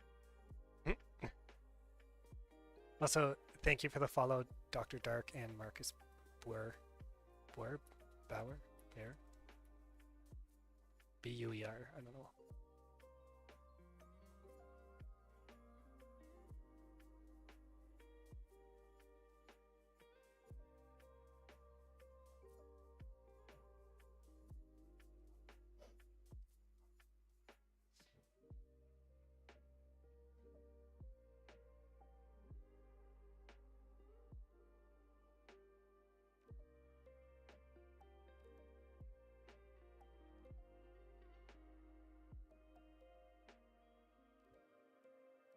Yeah, those are definitely pretty helpful. I know Ryan has a lot of really good videos. I found personally it was a lot easier to start picking things up, or at least get to a point where it was more dangerous with my knowledge of C++ by following a couple Udemy courses, just because it walks you through a much more practical use of a lot of the coding. So, for example, with this, I've gone through a Udemy course from, I forget what his last name is, but Stephen you something or other. It's focused on setting up dedicated servers. So right now yep, that's the one. I'm running the server on my computer as a local, I forget what they call it on Amazon, but it's set up for the Amazon servers. Ultimately, this is just the easy way to keep the tier free.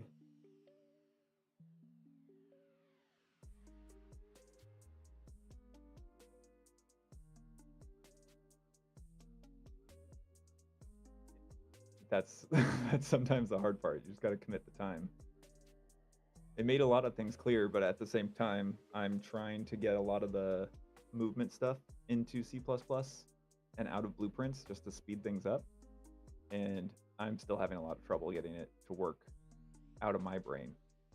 But the more I get used to how things are set up in blueprints, then I can find ways to sort of reflect that back. Because for the most part, the commands are the same.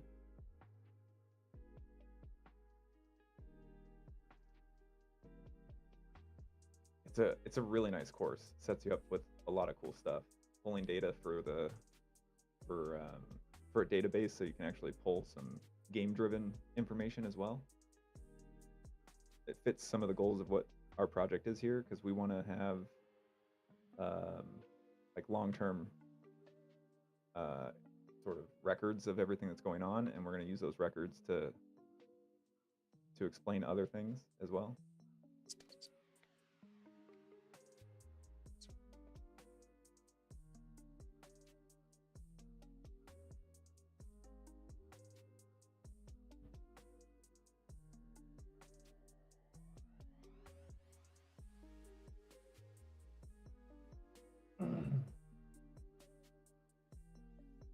Thank you.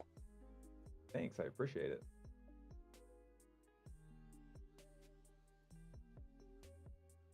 They're quite lovely rocks. Within this this world, the whole world is generated each match, so even the land masses change every time, and where the rocks and trees and everything else are.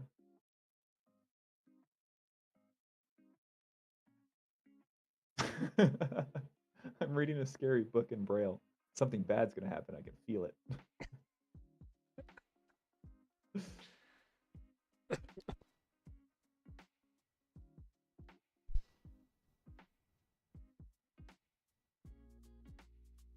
Cinti things. Interesting. I'm gonna have to look that one up.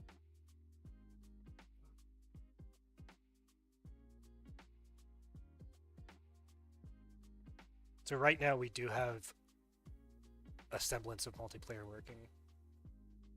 There are 2 of us playing. We're kind of cheating the system by using Hamachi to simplify some of the networking stuff. Because we live across the country from each other.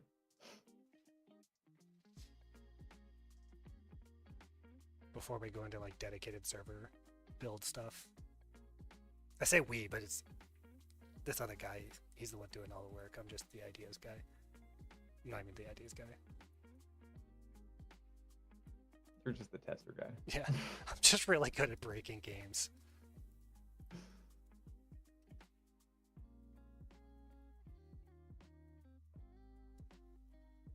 Google Cinti. Write that down.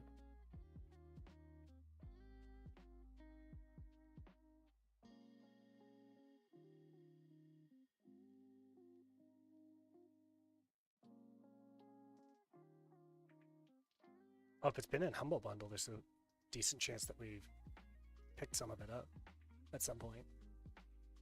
Yeah, some of the stuff came out of Humble Bundle's options.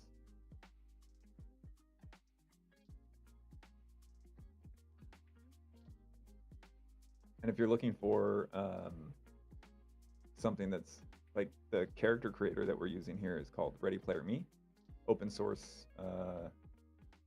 program that they've been working on for I think a decade now, or open source assets, I should say.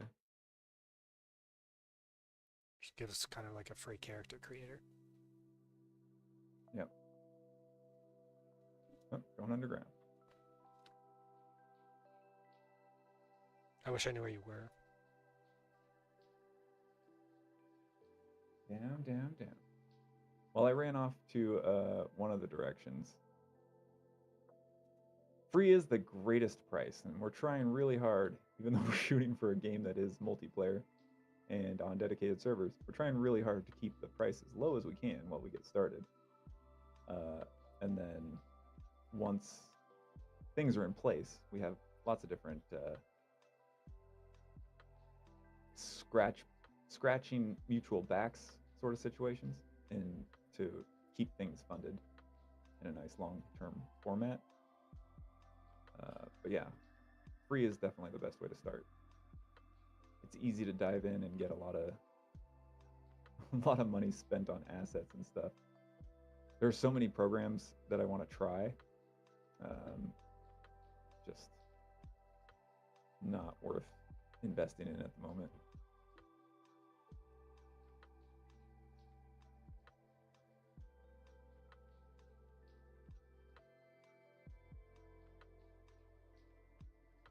Are you close to me? Oh no. In like a little ravine area. That's what I've been telling this guy. You can always improve later. Get the core Yeah, that's aspects in play. That's been this week's lesson. I have a problem with attention to detail. So there's times where I'm like spending a week, 2 weeks trying to figure out why my hand is going through certain objects. And then I play a game that's by a bigger studio and currently out and hugely successful. And then the character's hand goes into the wall, and I'm like, maybe I don't need to worry so much about my game doing that. So that's another thing that Jeff's good for, helping me move forward when I tend to get stuck on certain things. Yeah. And I'm a good sounding board,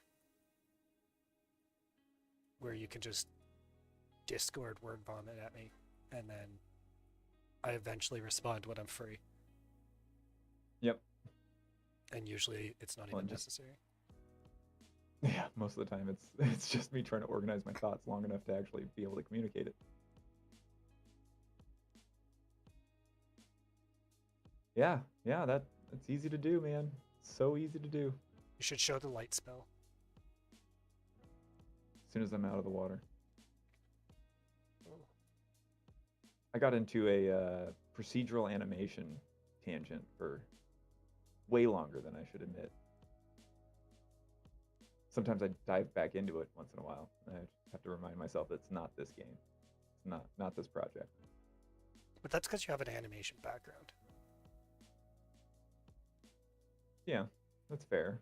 So it's like I can use that university degree. Yeah.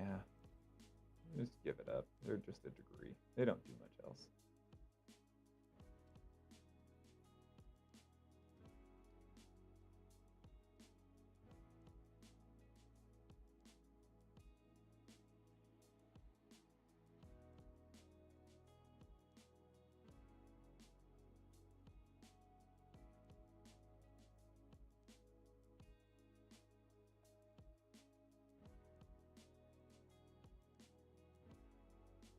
So I have to remember to take a clip of when I wanted to put the camp down on the starter island. You're like, well, you can try, but it's not going to work, and then it just shows up. That's a good one. Yeah. Wait, can you do it? No. Oh, I did. Can you open the exit portal? I must have changed that so that I could test things faster.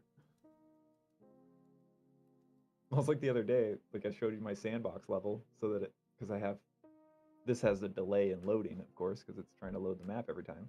So I made a sandbox level that I could load into quicker to test out menus and different things, but nothing in there is set up the same way. And so if I run into an object like a rock, it suddenly disappears. The server freaks out saying it can't figure out how to fit it in my inventory. And then the whole map is blank after a while. Gotta catch them all. Quite exciting. Those dangerous rocks. They're not that dangerous in that map. Get them right out of my way. But I can't test climbing at all. No. And it seems like climbing is only buggy when there's any type of like network latency.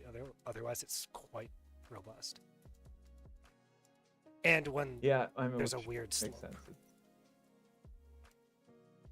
Yeah, and I think the slope thing is the same thing that I told you from the beginning. I just need to change the trace length a little bit, and it'll respond better. But I haven't gone through and done that.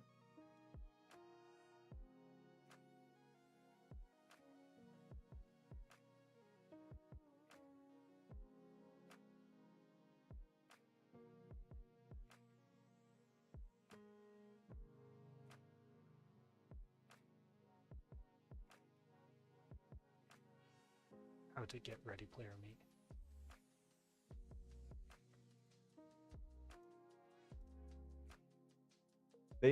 It's actually, if you're working with one of the newer, I think not 5.5, but 5.2 to 5.4, I want to say it is. It's actually in Marketplace that you can download as a plugin and install it much quicker. I went through the old-fashioned way, which isn't that much harder, but they give you some really solid instructions on their website for integrating it.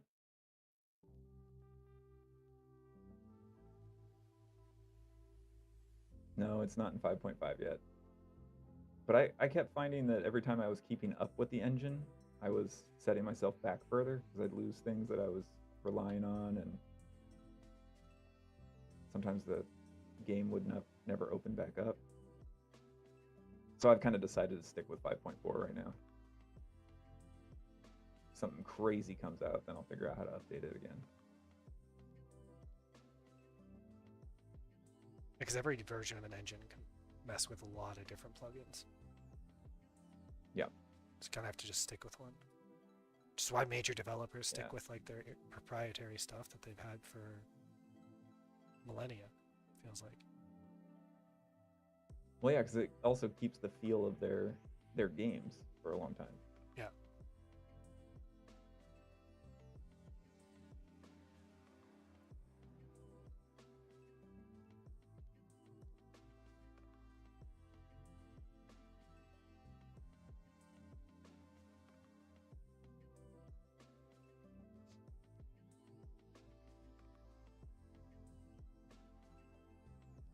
So what type of game are you trying to build? Okay, so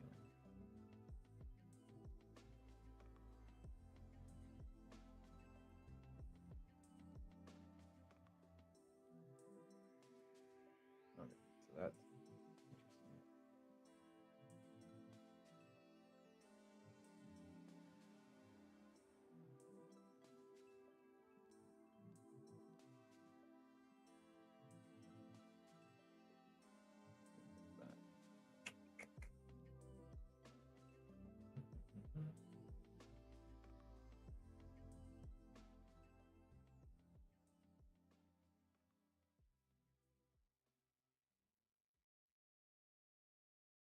usually the version.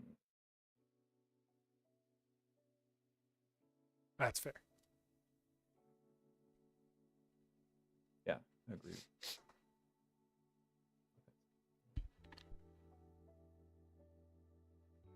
There's a lot of new tutorials still that go up of UE4. People like it for its stability. But 5 added so many features. Really cool. Oh, so like you're trying to build a nice big open world concept.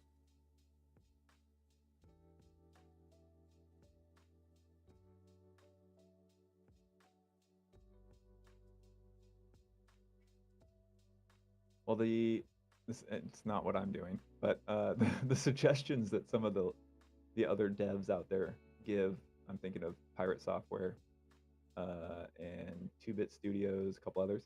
They often say just make a couple small games to get started, and I find it's actually really easy to start learning things if I have a goal as opposed to just wandering around.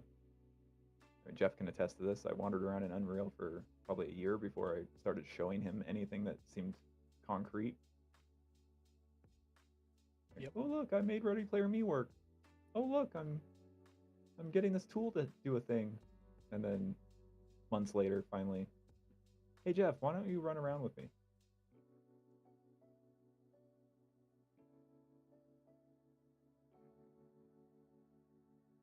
Right on. It's the best way to learn.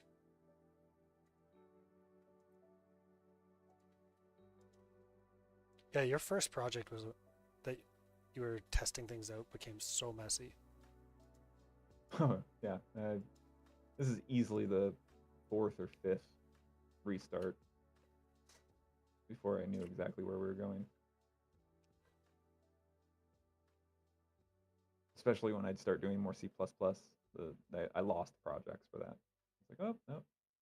Actually, just before starting the stream, I went ahead and did a thing, and it was like, oh, you need to go ahead and start your engine over. I was like, okay, sure. Started the engine over, and then it's like, nope, we got to rebuild it in the IDE. I started to panic a little bit. Sweats came back on. Every time it says that, I feel like it's a gamble on whether or not the game's going to start working again.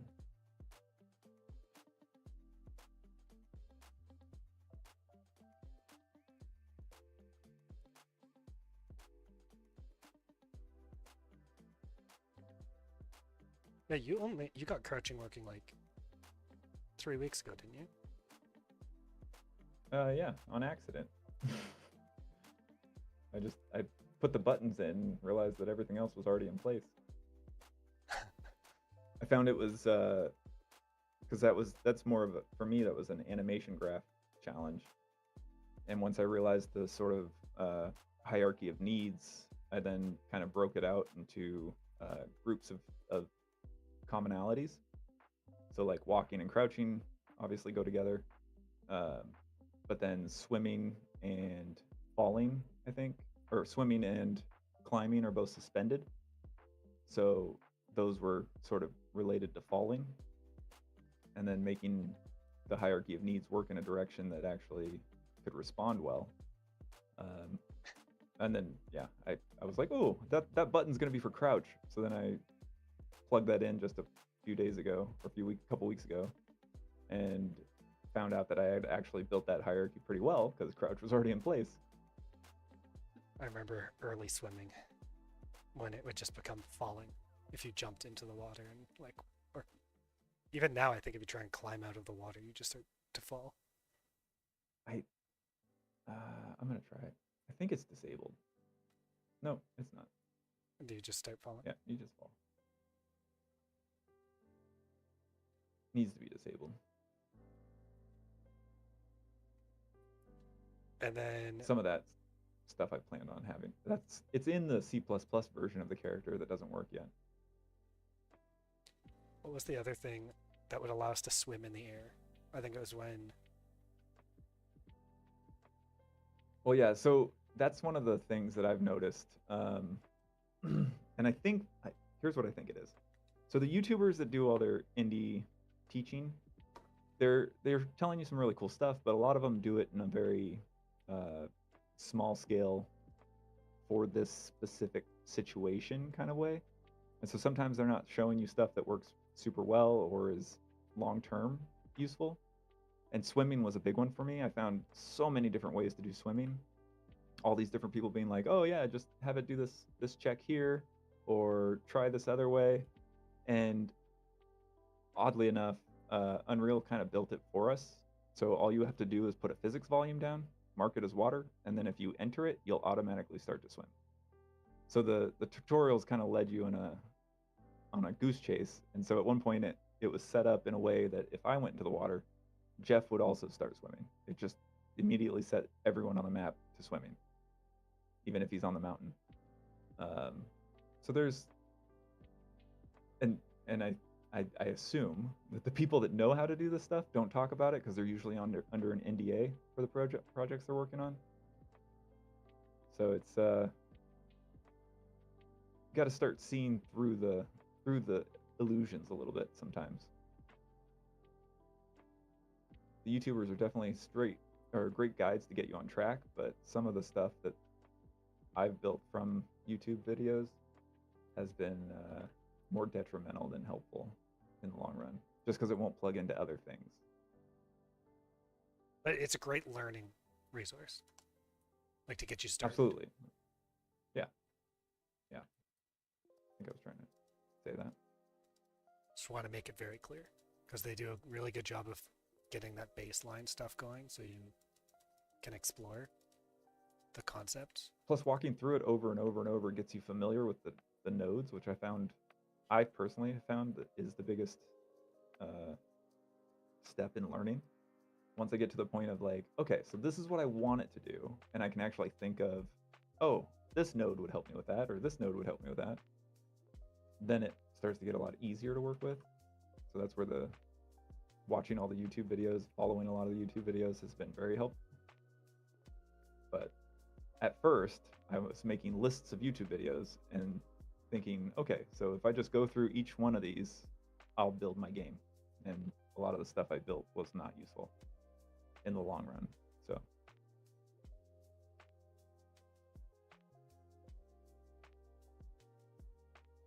even I think there's dedicated server videos from Steven on YouTube, and they did not get me close to what the actual Udemy course does. So it's just the format issue, I think, more than anything. It's also possible it's the learning style for you. Right? I mean, it could be, but I found a couple that I found like moments of almost blatant disconnect between being instructive and being deceptive almost. Like there was one that I followed, and at one point he had to cut out like an hour of troubleshooting, which, like, if you follow the whole thing and then miss out on an hour of troubleshooting stuff, there's a lot of stuff that was broken in mine that wasn't broken in his by the end of it. So it's to keep the YouTube content working and to keep it interesting sometimes takes away from the actual learning.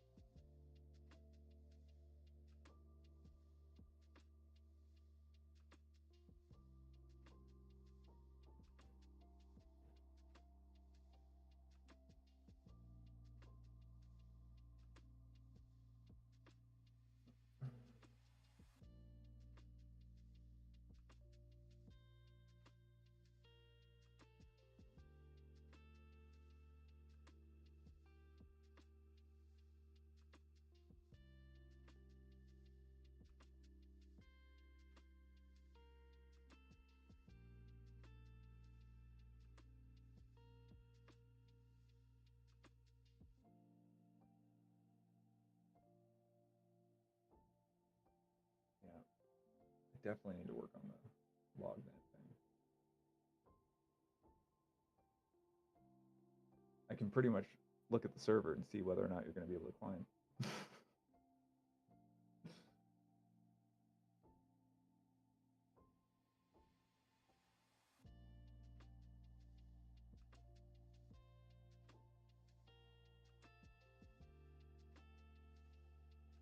Do you like how I'm just persistent and figure out a way to get up anyways?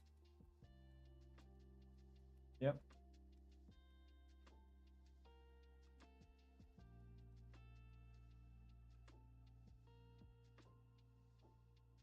I'm starting to get used to witch textures. Just there's no point in me fighting it. If it doesn't let me climb, it's never going to let me climb. I still think it's very much a latency issue, the way that we're What is it? Absolutely is. What is a wind turbine's favorite song? definitely not the Song of Storms. I don't know, but I hear they're big metal fans. Nice. That's a good one. That was a perfect time for an ad break. To pop up.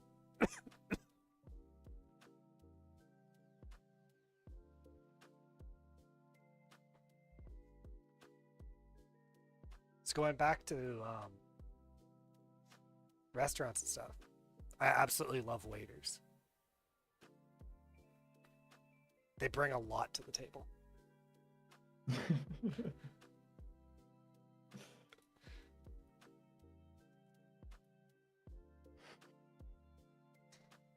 I was going to tell a joke about dogs, but it seemed far-fetched.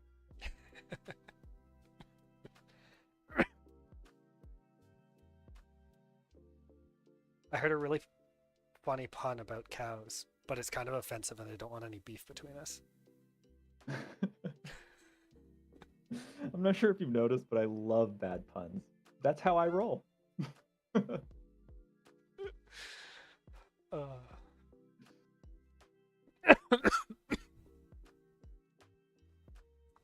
We need to get a command going in Discord, and not in in Discord and in our chat. I don't know why the Discord command's not working in chat, but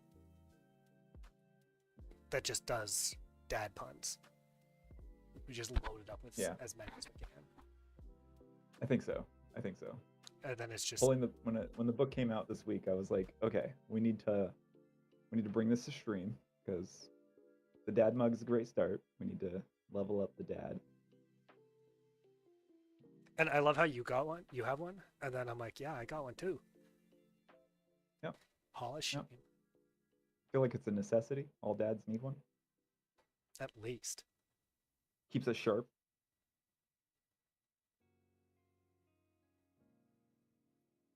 The rotation of the earth really makes my day.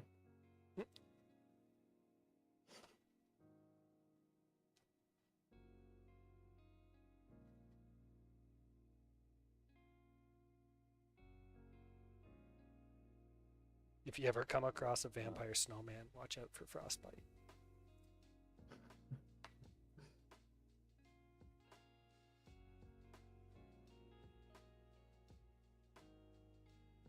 Why doesn't the sun go to college? Why? Because it has 1,000,000 degrees. Why not? This guy's got notes docs with jokes in them. Love it. Hello there. Love it. Lothar's already digitized our list. What rhymes with orange? No, it doesn't.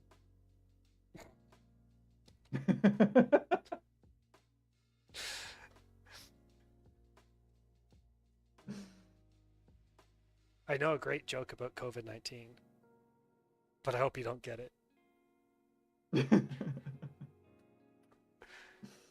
Apparently my joke book has COVID jokes. Yeah, that's a pretty new joke book. I like it. I dreamed about drowning in an ocean made of orange soda last night. When I woke up, I realized it was just a fantasy.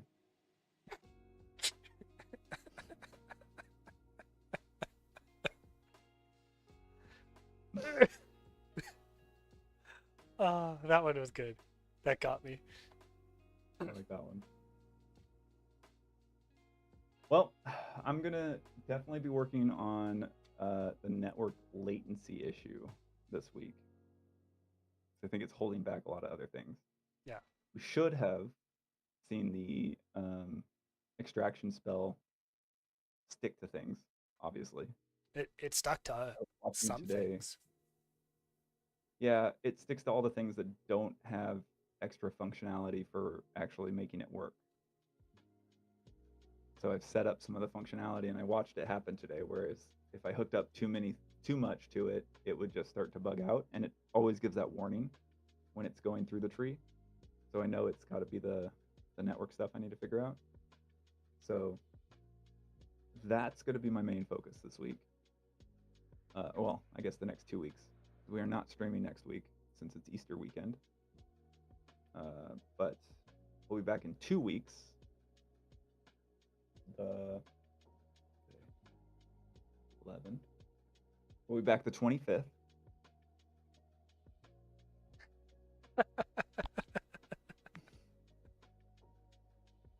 Did you hear the one about the programmer who got arrested for unreadable code? Apparently, he refused to comment. Oh man, Okay, so I'm coming to don't you. look at my code right now. I'm coming to you, Lothar, for loading up the dad joke command. Yeah, he's got the initial database ready to go. I'm excited. Dr. Dark, Marcus, thank you guys so much for rating and joining us. Hope to see you guys again in a couple weeks. We can talk more about game dev stuff. I love doing it. See if I can find a few. I'll find some links for next week. I'll have them loaded next week. Some interesting tutorials I found. The one that helped me do climbing, that one was useful. But yeah.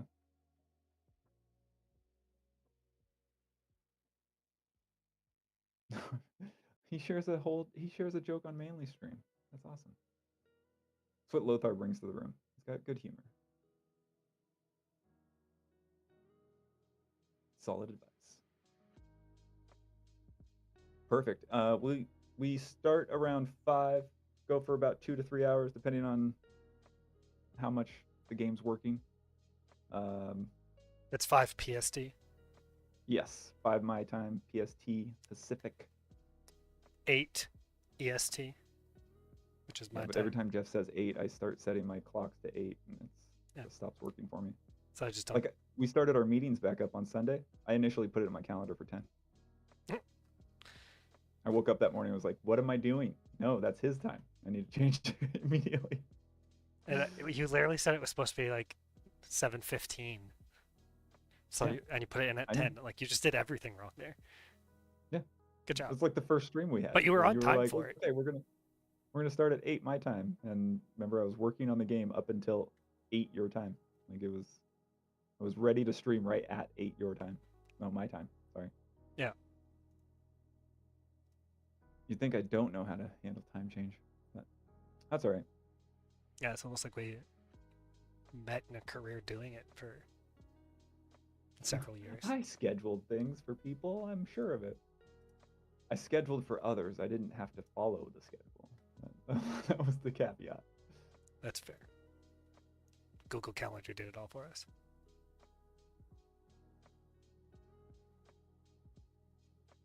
Yeah. There's definitely some helpful stuff in AI, but ask it specific small questions. Don't get blocks of code, because I have yet to make that work well. There's a week of quite a lot of ranting about that. Yeah, there's quite a bit of code that's been commented out still that I haven't gone back and tried to fix, because whatever it gave me did not do the trick. But there's also in the dedicated server course, at one point Steven says, let's go ahead and use ChatGPT to help us out with this one section. And ultimately it's just sort of parsing out the information so they're all structured the same. But it didn't do a great job, and he didn't find out until like 2 lessons later. You could do the same thing faster and more reliable in a Google Sheet. Just putting it out there. So like, AI is a tool. It's not a super reliable tool for big stuff. I've been learning a bit of SQL, and the AI has been very good at reverse engineering code, where you take code, you put it in, and you ask it what this does.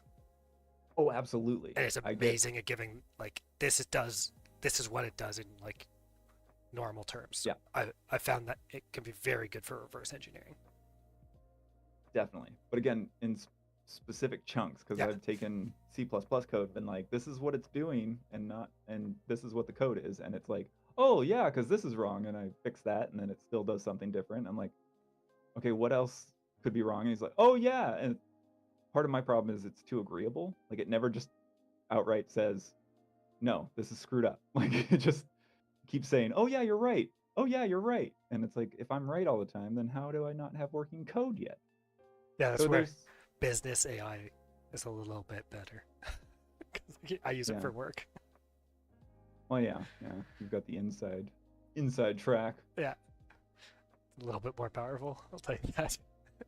especially if it's built from and for the tools you're using. Yeah, So in-house AI. I think the big takeaway I got from it was like, no one's built my game before, and AI is trained on what exists in the world. So unfortunately, it's not super helpful for building big swaths of what I need, but it's getting closer. It does help me with how should I set this up? And if you look at it as theory and like how to maybe craft the solution, definitely helpful. It's gotten me a lot of things figured out for that purpose.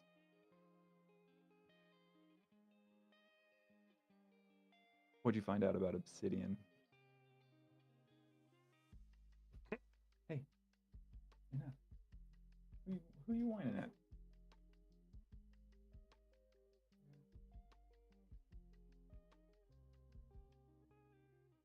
Make a code block and put CPP right after the 3 backticks. It will color code it somewhat.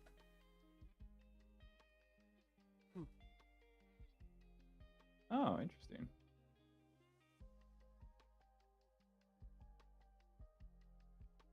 Very interesting.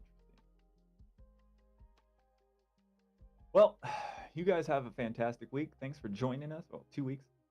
Thanks for joining us. Appreciate you. Hope to see you guys again. And yeah, keep learning C++. I want to know what you guys find next time. Anything else you want to say, Jeff? Have a good one, everybody. Bye. Bye.